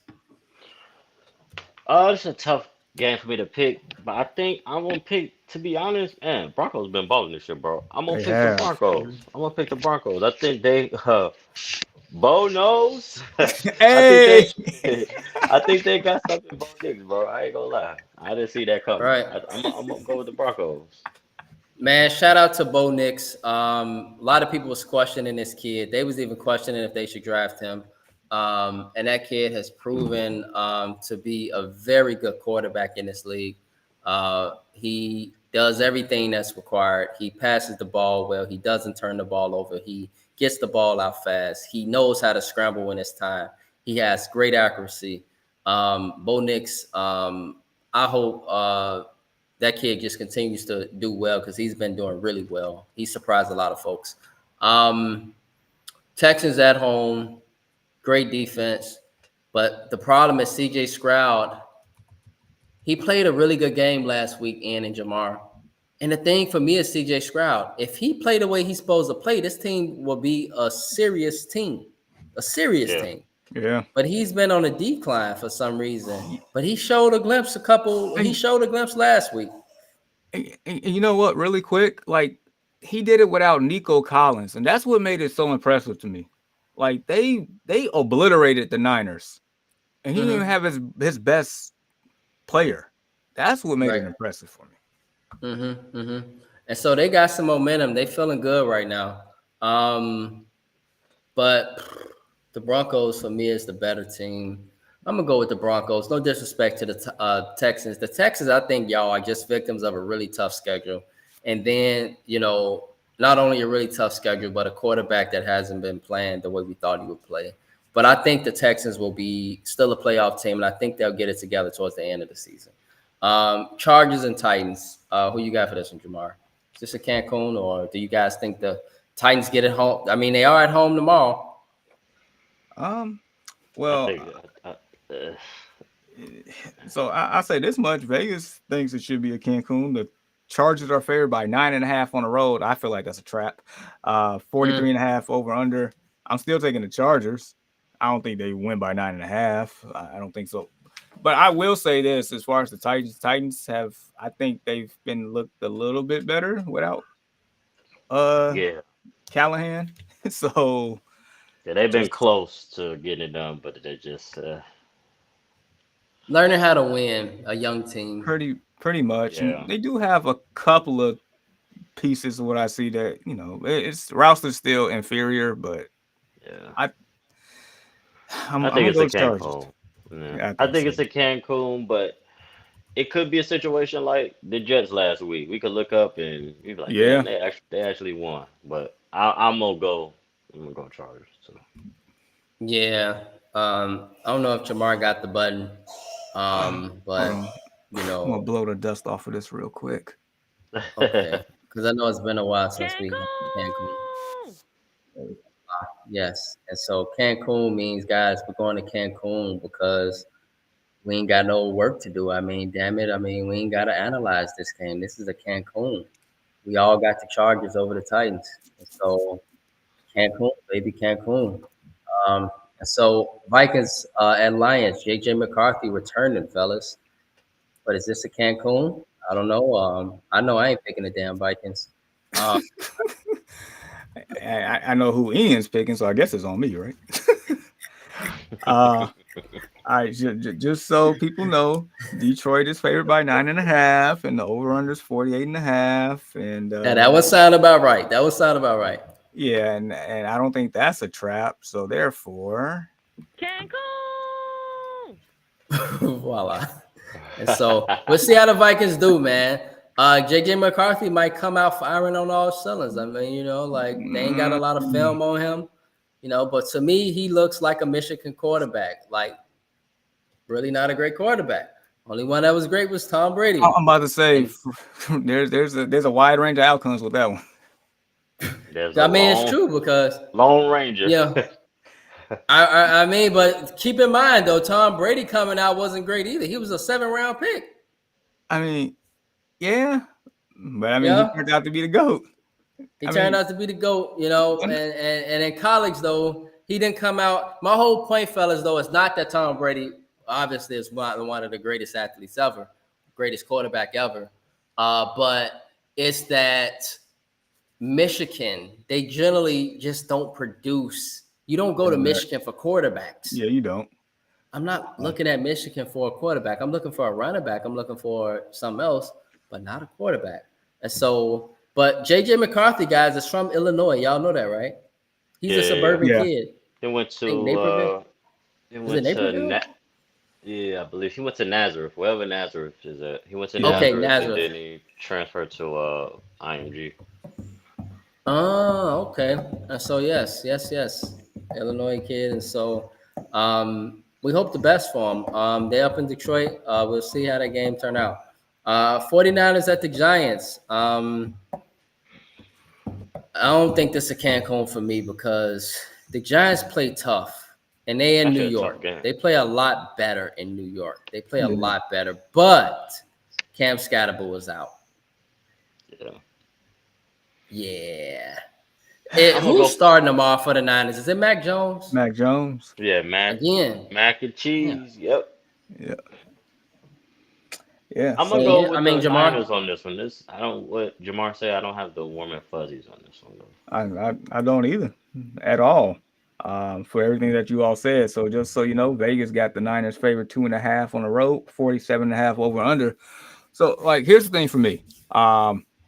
You know, Mac Jones is who he is. I mean, he's a competent backup. I mean, in certain systems, he could be the starter. I mean, he looked like Tom Brady a couple weeks ago in this system, but he also looked like Kraft mac and cheese the other day. So it's like, I don't know. But one thing I do know on the other side, like Jackson Dart has that it factor. I know that. My eye says he can play. He can play. And it seemed like he elevate the guys around him. Yeah, for sure. Because he's turning Wan'Dale Robinson and Little John and all these other people I never even heard of, and they out here making plays. He's giving new life to Darius Slayton, and even when Tyrone Tracy came in the game, he started to look like, oh, okay, you are a competent back again. So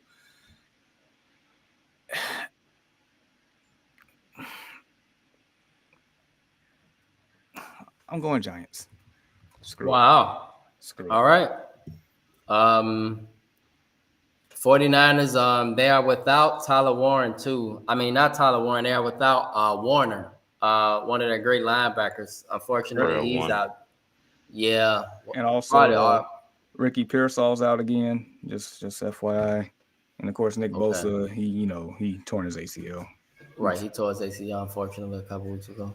And so, yeah. Ian, who you got for this one? I don't know. This is a hard game to pick because the Niners are banged up. It is. I feel like if the Niners was home, it'd be a different story. Yeah. And they got to travel all the way to the East Coast, literally from coast to coast. Exactly. And it's gonna be a little cold outside too. I'm gonna go with the Niners though. I'm gonna go with the Niners. I don't blame you. I mean, yeah, they still a great, still got all the pieces of a great organization, Yep. great head coach, great ownership. And Certain your teams favorite, just got standards, and your favorite running back. right? Yeah. Christian He's McCaffrey, been healthy. Yeah. right? He's And when he's healthy, he can do it all. he's their wide receiver 1 this year. I'm sure. I don't have nobody else. Brandon Ayuk is still out too, right? Yeah. Yeah. I don't think Yeah. he's coming back this year. Yeah. Yeah, it don't sound like So, he is. It don't sound like he is. He's so if I'm not mistaken, he's injured, right? Towards ACL. Yeah. Yep. But I know I seen this was like some weeks ago. I know I seen something. I don't think he was too happy with them, so I don't think he coming back either. Yeah, I think Just I put it did out on see purpose. some about. Yeah, no, for I think that I seen that too about Brandon Ayuk. Now that I remember, and so who you got for this one? Then 49ers or Giants? Oh, he picked the Niners. I got the Niners. You got the Niners. All right, and so Who you got? I'm with you. I'm gonna pick the Niners on the road. I think the Giants turn the ball over late and they force that great defense, that great defensive mind. Robert Silla, I think they forced a turnover late from the Giants. So give me the Niners in a close game. Panthers, guys, the Panthers are 4-4. They were 4-3 last week. Y'all know that, right? Yeah. I didn't. Bryce didn't play last week, so they got spanked. That's why they lost Yes. in because Bryce didn't play. That's the narrative we're going with, apparently. Right. I don't know if he's Bryce playing out this there, week. they dangerous. He's playing. Yeah. He's playing tomorrow. Are you playing tomorrow? All right. Yeah. They're going to Green Bay. Green Bay's what 5-1-1, I believe. Correct. And so, who you got for this one, Jamar? Well, I might have to align with Vegas here. They got the Packers favored by 13.5. 44.5 over under. If I'm not mistaken, these two teams played last year in Carolina. Carolina played them pretty tough. If I'm not mistaken, I could be wrong, Right. but I think they did play last year. With that being stated, yeah, you know who I got. I don't like it, but you know who I got. All right, you got the guys 192 miles north. Yeah. Okay. And so, Ian, who you got? Your Panthers, bro, or the guys 192 miles north? I'm gonna go with the guys up north, but I want to see the Panthers upset those guys. If the Panthers upset them, guys, I just want to point this out. This is going to send shockwaves through the league, and people are going to start taking the Panthers serious if they win this game tomorrow. I don't know about taking them serious, but I think they'll Right, they won't take them heads. serious. They'll It's going to turn heads. some heads. Like, right. For real. Now, Ian, let me yes. ask you this. Do you think the Packers can cover 13.5, or are you taking the points with Carolina? No, I think the Packers can cover. Okay. All right. Am I hitting the button? Yes, you are, my friend. Okay. Cancun. Yes, you are, my brother. Hit that button. So, yes. Oh, Deshaun picked the Colts. Yep, Deshaun picked the Colts. And he was talking about his Steelers. You can't beat them the way they've been playing defense on the defensive side. Yeah, the defense hasn't been the best for the Steelers. Speaking of defense, Jamar, the Bears, they are in Cincinnati tomorrow. What you got for this one? Bears, Bengals. Just so people are aware, the Bears are favored on the road by 2.5. 51.5 over under. That is extreme. All right. You see the sign behind me. That's who I'm picking. But I'm taking the unbiased cap off it. The Bengals defense is like so trash. I can play quarterback. I can have Brandon behind me in the backfield. He can run for 100 yards. I could have Ian come out of retirement as an ex receiver, and he can get 100 yards right now against the Cincinnati Bengals defense. That's what we could do. I might pop a hamstring. Even with the hamstring, you're gonna have more yards than. Oh man, but nevertheless, they do not have their best player on defense. The Bengals, Henderson, he is out. He's not playing. Yeah. So on top of a lack of a pass rush and lack of a defense in general, they don't even have like once again, Brandon can be on the right end, the end can be on the left end, and they can get after the Joe Flacco tomorrow. Like that's where we're at. The Bears offense should, and I do have full confidence in Ben Johnson to put up some points. This should be similar to what they did to the Cowboys. Bear down. All right. Ian. I am going with the fastest man in the world, Jamar Chase. I think he's gonna have a big game. That's if All Joe right. Flacco has time to throw the ball. If he Right, plays. If he plays. I don't even know if he's playing. But if Joe Flacco has time to throw the ball, then he can throw the ball very well. Yeah, you know, we all know that's one thing he can do. He can throw that ball beautifully.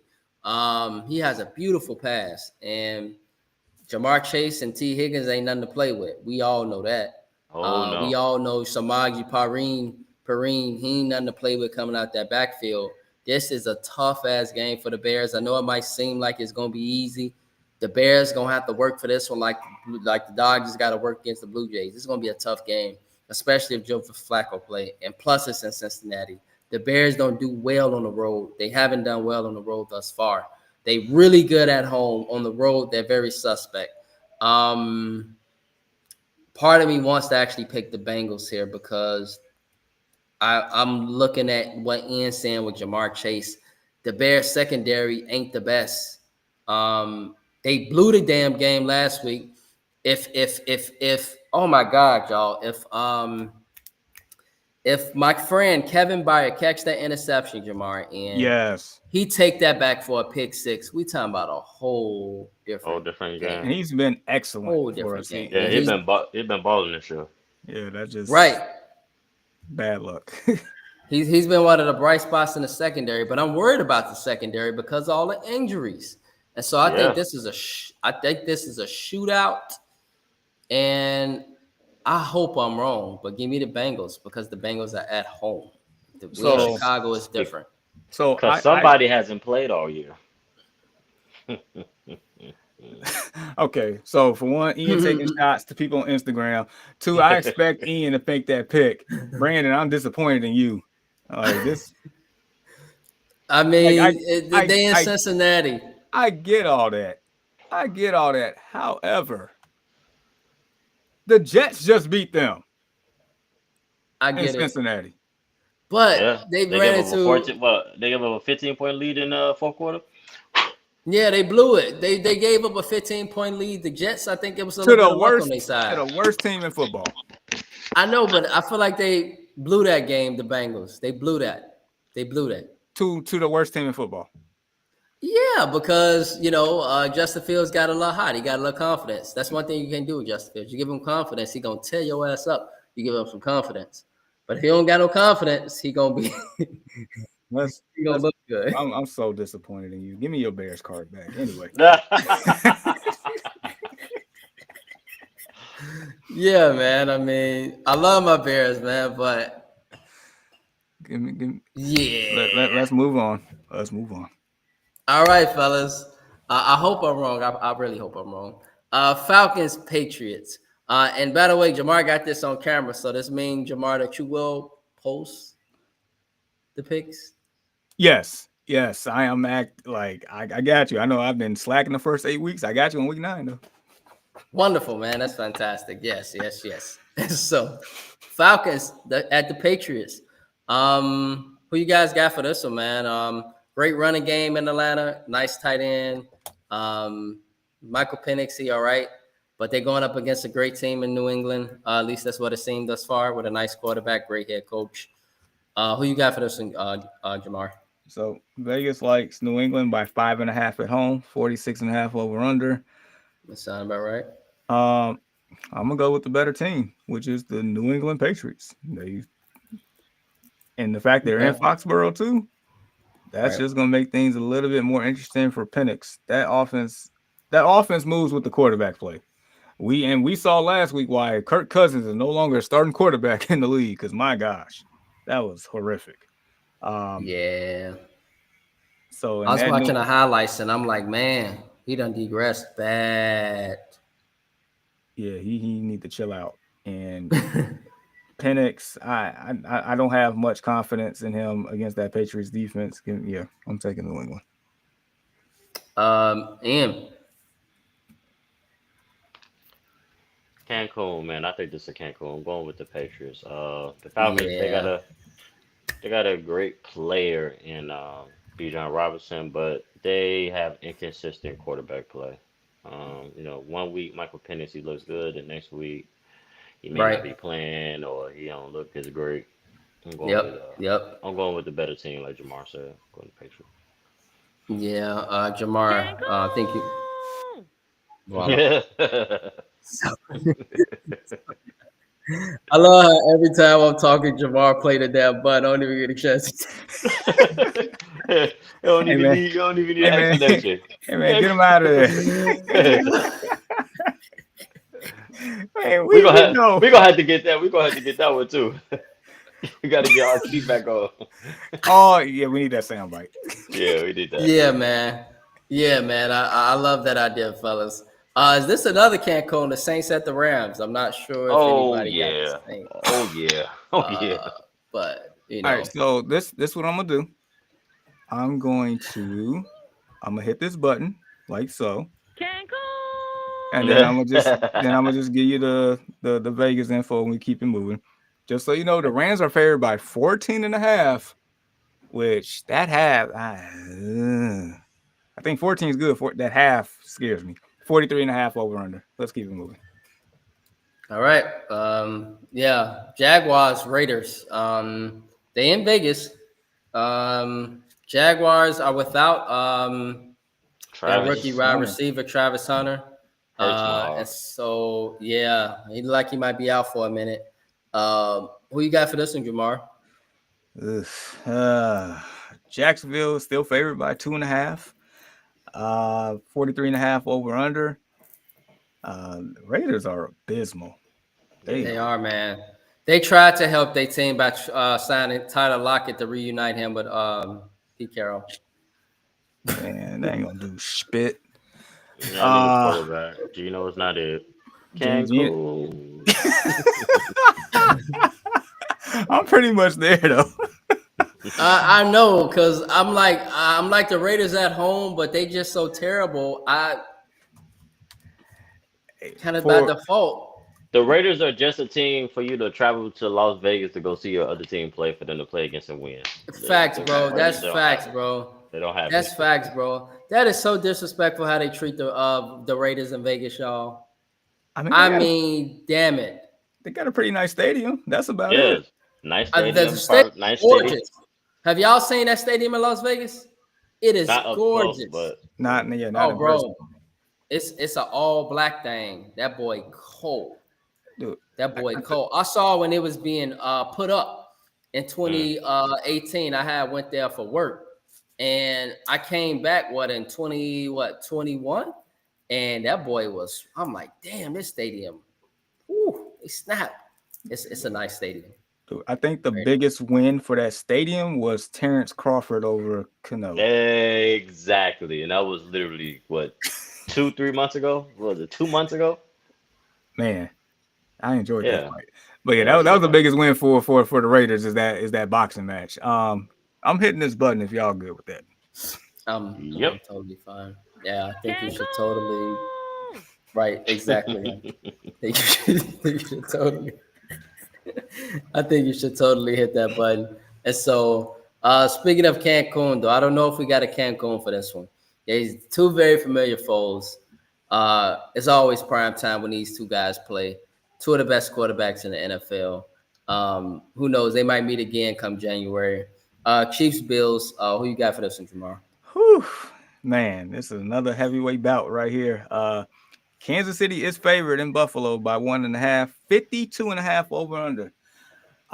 So I'll put it to you like this. Patrick Mahomes is a candidate for MVP because he's been playing lights out this year. Patty. The Kansas City Chiefs with Rashid Rice is a whole nother level. That team, that looked like a Super Bowl caliber winning program that they got going on. I have some question marks with the Buffalo Bills at the moment. I'm taking the Chiefs. I'm taking Kansas City. When y'all doubted me, when I picked Kansas City against the Lions, we showed that. I was looking at you like you was crazy, but you right. They beat the brakes off the Lions, and now they've been on a roll. They've been on the roll. The brakes off the Commanders, and now I don't know. They should have beat the brakes off of the Commanders. Bobby Wagner in the middle of the field. All you got to do is attack. I've been saying that since week one. All you got to do is attack Bobby Wagner. Hey, that's what we did. That's exactly what we did. It's popcorn right there. It's popcorn right there. That was easy. And he's still a sensational linebacker. He just can't cover nobody. It's crazy. Jamar, you took the words out of my mouth. He is still good, and he leads he one of the best tacklers in the league. Y'all see how many tackles he got every week? He is up there. He got at least 10, 12, 15. I'm like, damn, Bobby be tackling people. Yeah. He just can't cover.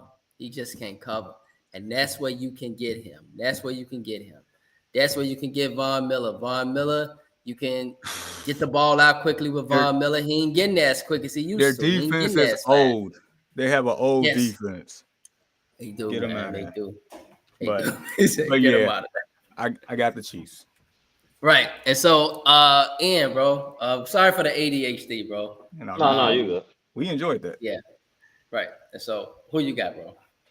I'm going Chiefs. I don't like to bet against the great Patrick Mahomes.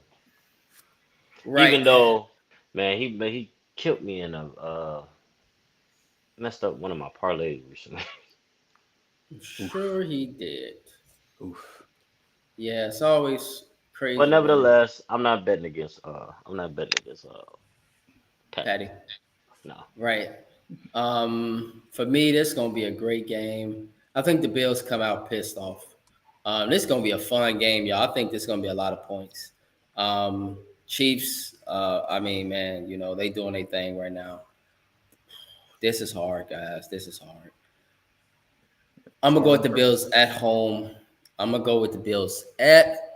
Because they at home, and I think they got something to prove to people. They y'all forgot about us. Y'all forgot. And so I think this is a y'all forgot about us type of game.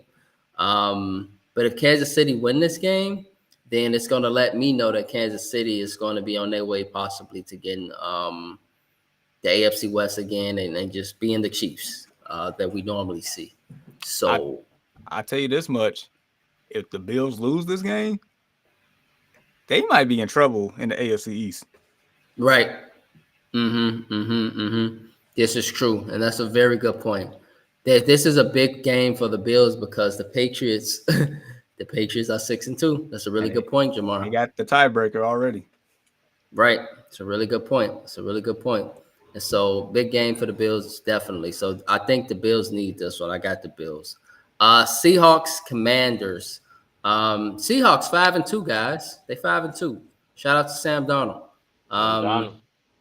Yeah, who you guys got for this one? But Washington's at home tomorrow. They're a bit better at home.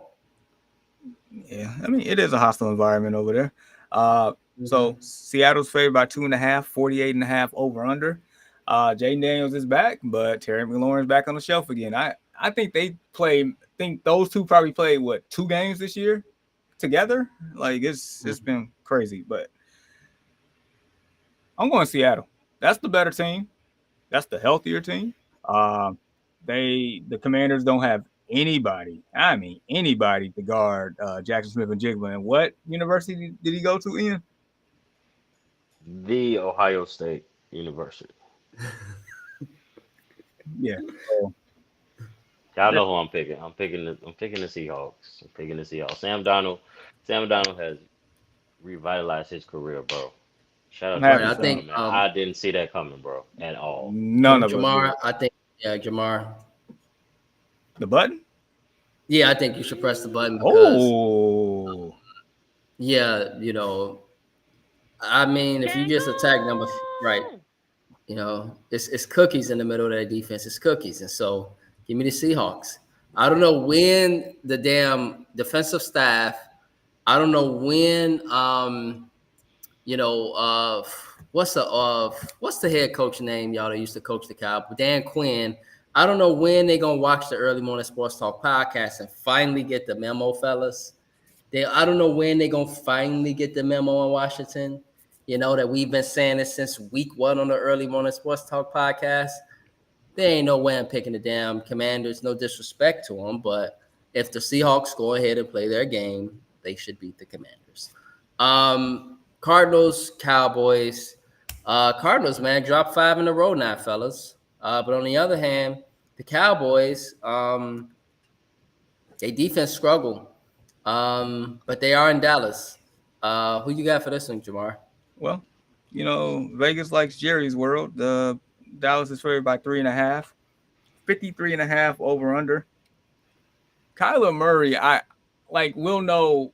I think we'll know today if that man is going to play or not. Because Yeah, I didn't I don't know if he's gonna play. I was looking at that yesterday. Yeah, because initially early in the week it looked like he was going to play, but then I heard Jacoby Brissett took first team reps yesterday. So I'm like, what in the world? Right. Dallas is winning this game. I don't think the Cardinals can keep up, even with the Dallas Cowboys defense as bad as it is, unless they unlock Marvin Harrison Jr. or something. Take the shackles off his feet so he can dance like Mary. I don't see the Cardinals keeping up at all. Give me the Cowboys. Right, I'm with you. I don't know if you feel the same way, Ian, but I know, yeah. I think you can. Oh, they got a couple of good players I like on the Cardinals, obviously, but I don't know. I'll pick those Cowgirls for this game. Okay. Yeah. I know them Cowgirls gonna come out and play like shit. I know they. They better not drop the ball in Jerry's world. They better not drop the ball against them. That's what I'm saying. I'm picking them. They just gonna come out. You'd be like, man, come on, bro. I think at least CeeDee Lamb gonna show up because he's trying to make up some ground. I hope so, man. Yeah. Man. Cowboys should win the game. They should. And so we'll see how the Cardinals come out, man. Maybe they come out and surprise some folks, but based off of how they played lately, there's not much reason to pick them. And so with that being said, well, that concludes our NFL picks. Let's see. Now, we asked for one great thing, and I'm just looking at the view here. Let me fix that up. There it is. All right. Support this screen. It'll be under N, right where N is. Yes. So, exactly. And so, support the screen. See that QR code there. We would appreciate you guys' support. Please pass it along and support this screen. We appreciate it. And so, and bro, we are curious to know, before we get to final thoughts and shout outs, do you have anything for us? Are we going to the basement this weekend? Yeah, I got something exciting to talk about in the basement. We ain't been to the All basement right. in a minute. Let's go. The I'm telling you. Chicago Bulls are 5-0. Hey. Yes, bro. What y'all think about that, bro? What y'all think about that? Man. Man. Brandon, you want to go first? I can go first. I don't. Yeah. Okay. You can go ahead and go first, Jamar. Dude, I'm like, I have been paying attention. I have. And you know, I've after been like the first, this with one eye, like yeah, you this. know, Like, Right, dang, peeking. Right, they won. They right, won again. yeah, it's like right. for real because you know the first one like okay, and then the second one like all right, the third one like wait, the fourth one, and then beating the Knicks last night. Last night, the way they did, yeah. Yeah, because I mean I know the game before was against the Kings, so it's like I know with you know Levine and DeMar coming back, I'm Yeah, like all right, let's see yeah. what you do here. They don't have no point guard. They So don't. I mean Westbrook, but nevertheless, the next one that I'm like okay, 5-0, first time since what 96, 97 year. And they doing it with ball movement. It's like everybody's eating. You know, Io off the bench, I think he's shooting like Right. 50% from the field this season so far. Josh Giddey is out here playing with confidence. balling. He Um, had what 32, 10, and 9 last night. yeah, flirting with a triple. I almost put money on him Mm-hmm. getting a triple double in the middle of that game. I'm glad I didn't, but nevertheless, he out here balling. Buzelis, like I that think they got man had something in him. I think they yeah. got something in him. And it's like Yeah, you yeah. saw the flashes last year. It was like I think he has the it factor. That's what I was thinking last year. Now it's like, yeah, I think your ceiling is pretty high. And I love the fact they got Patrick Williams come off the bench. Like, thank you. Get him out the starting lineup. And he's actually I playing know. better. Off He's the bench, actually yeah. He's playing better, yes. he's hitting threes. He's playing defense. And then Vooch out here. I see him doing spin moves all over. Oh, Yeah, he had a big over game Big last night Bird. too. Yeah. Like just I think he had like 27 26. last. Yeah, 26, 27 last night. Yeah, and 26. they're doing this without Kobe White. That's Yeah, the thing. without Kobe White. Right. And it's like Yeah, I without love, Kobe White. Yeah, when he come back, he gonna light it up. Y'all know how Kobe do. and it's the pace that they're playing. Like they're purposely using all these bodies and playing at this high pace, so they're conserving energy, and they're not like they have fresh legs in the fourth quarter, third and fourth quarter. They're turning it up on both ends of the court. Like this is a breath of fresh air, knowing that we still don't have the star power at all. We don't, but they're playing like you're supposed to play basketball. It's like kind of like watching the Spurs back in the day. Like the ball movement, the It remind me of the unselfishness. Pacers even from last year. The Yeah. pace, As dude. far as the Not the tempo? ball move, but the pace. The The tempo, tempo, yes. right? Yes, Mhm. yeah, I can see that.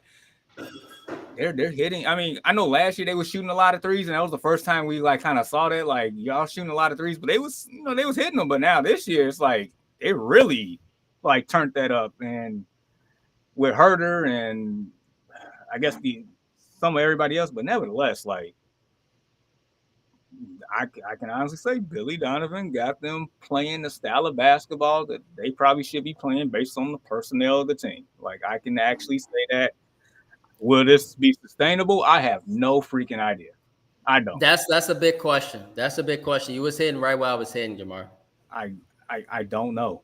But for what it's worth, it is good to see the Bulls at the top of the East for for the first time that we've seen it since when they put that original team together a couple of years ago with Lonzo Ball and Levine and all those guys when they was the number one in the East before Lonzo Ball got out. That's the first time we've probably seen them on the top of the East since then.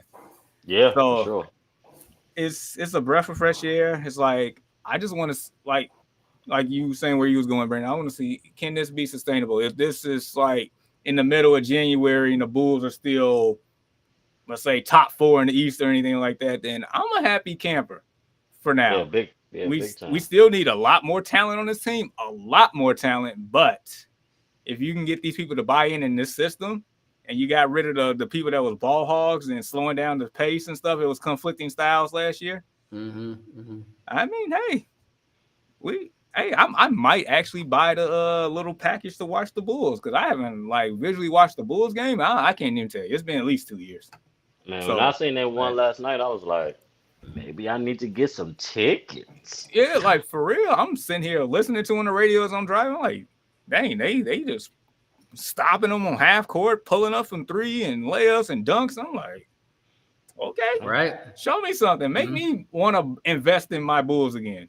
Yeah. I said I'm not gonna sit down and watch them yet because if I get to sit down watching them faithfully, then they're gonna start. Yeah, I Gonna feel start you. losing. So I said I'm gonna watch from a distance and just kind of look on my phone like, oh, okay. I feel you. Like, Yeah. Right. Might have to Right. make that a thing. Might have to catch me a game. Yeah, Man, man. it's optimism. Right. But I saw it the first game against Detroit. I saw the pace, I saw the tempo, and me being a basketball guy, loving basketball, I'm just watching. I'm like, man, they are playing like Indiana was last year. They moving. But I'm like, they ain't got nothing to lose. They ain't got no big names. They ain't got no superstars. They ain't got nobody that's a huge name like Anthony Edwards. Yet they beat the Timberwolves. Yet they beat the Magic. Yet they beat the Knicks. The These are Kings, good yeah. playoff teams. Right? You know what the Kings' problem is. They got DeMar DeRozan and Zach LaVine. They going through the same thing we went through. And Bulls 2.0 over there. Right. They They'll go through the same thing. they'll have no true point guard, so they just got a whole bunch of scorers. Nobody doing the little Right. stuff. It just, Exactly. Right. Meanwhile, the Bulls, on the other hand, they just got a hot potato. And it's like hot potato 1, hot potato 2, hot potato 3 with pace. Guys, what I'm really surprised is I never knew that Josh Giddey was a decent point guard, but he can actually play the point pretty decently. Oh, yeah.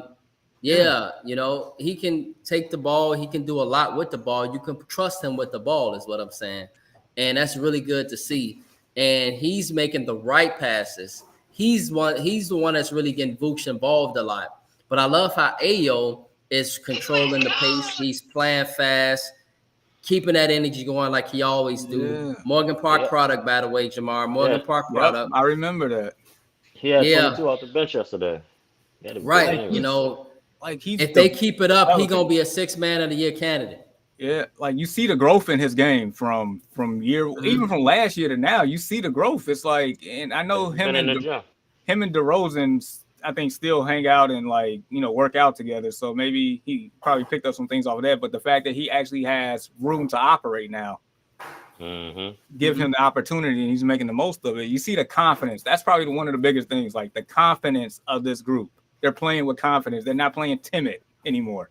Right. And that's that. It's exciting. I'm have 1 foot in, 1 foot out still, but it's like they might be doing something. Right. We're gonna see. I'm not gonna sit. I said I ain't gonna sit down and I'm gonna watch. You waiting to see if it's sustainable, right? And you waiting to see if it's sustainable, right? Well, a month from now, what their record gonna be? 5-19, but oh no, I hope not, bro. Lose 19 straight, dog. Bro, I'll take this big ass TV and throw it on the ground, bro. Don't you dare watch them until then. Bro. I just continue to follow updates on my phone.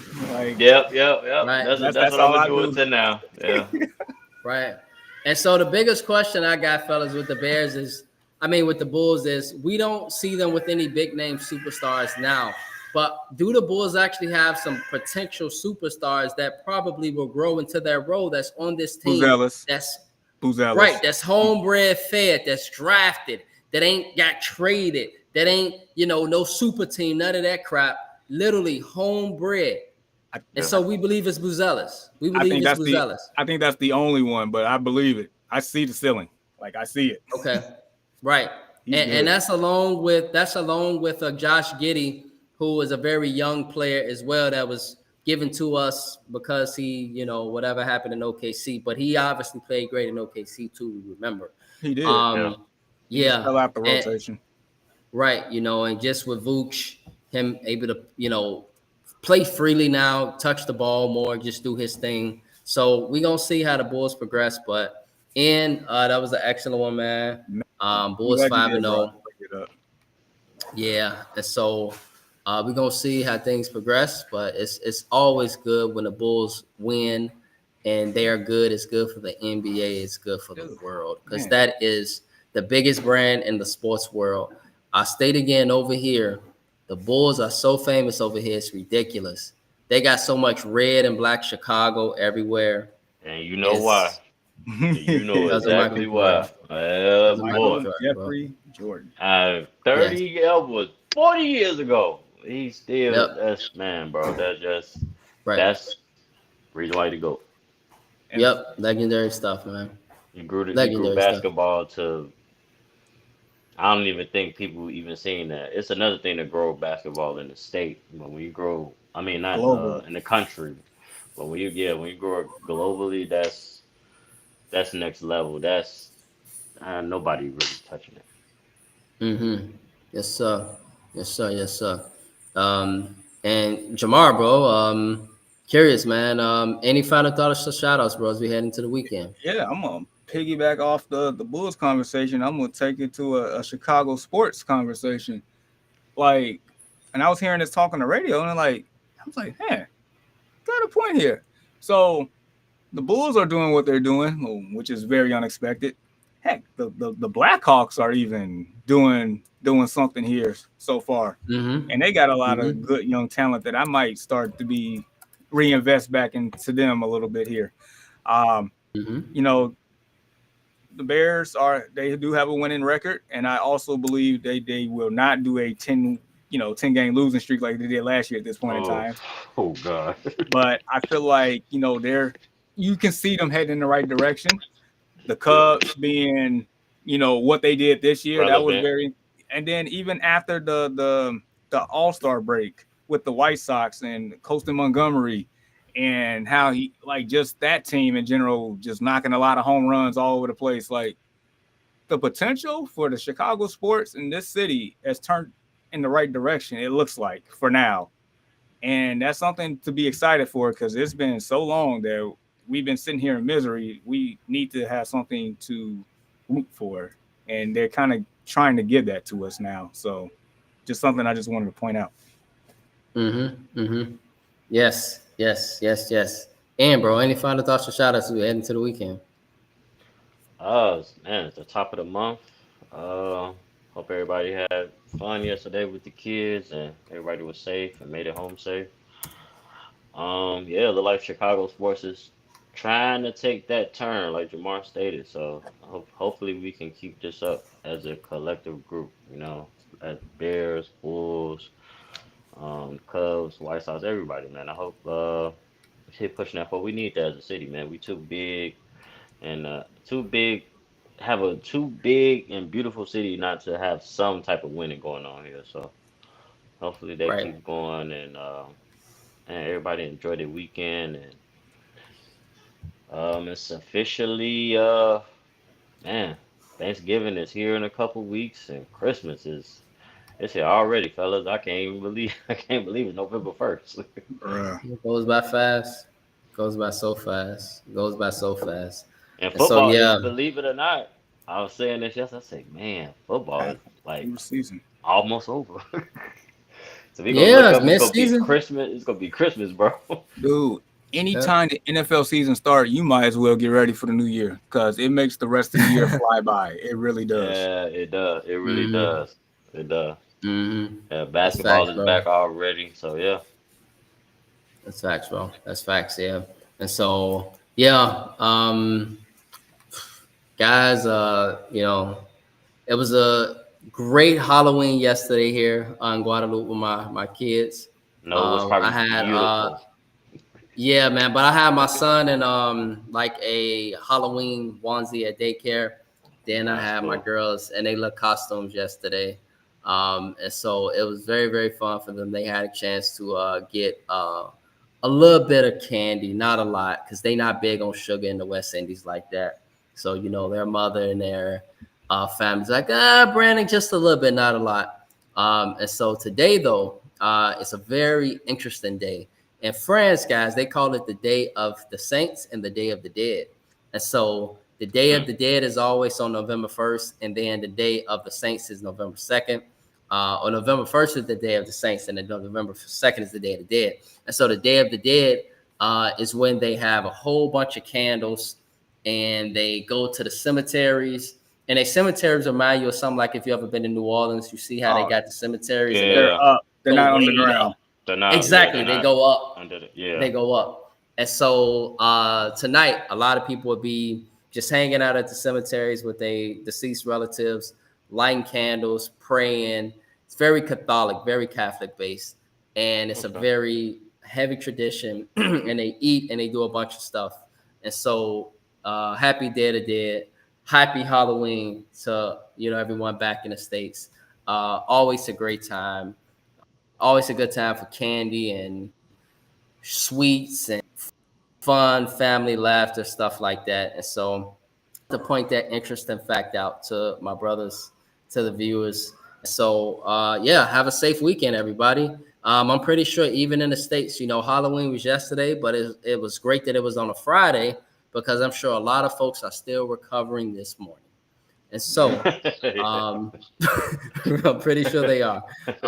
And so, because I know a lot of folks was partying last night. I'm like, yeah, for sure. And so, just the weekend. Enjoy the weekend. A lot of great sports, a lot of great college football. Game 7 of the World Series tonight. A lot happening. Enjoy. And so, with that being said, on behalf of the Early Morning Sports Talk podcast, we would like to say thank you for tuning in with us this morning. Continue to chop it up with us and support our podcast on various platforms. And if you are and would love to talk sports with us on the Early Morning Sports Talk podcast, we are here and would love to do so with you. The love and support is truly appreciated, and we hope you all have a blessed and safe weekend. Peace.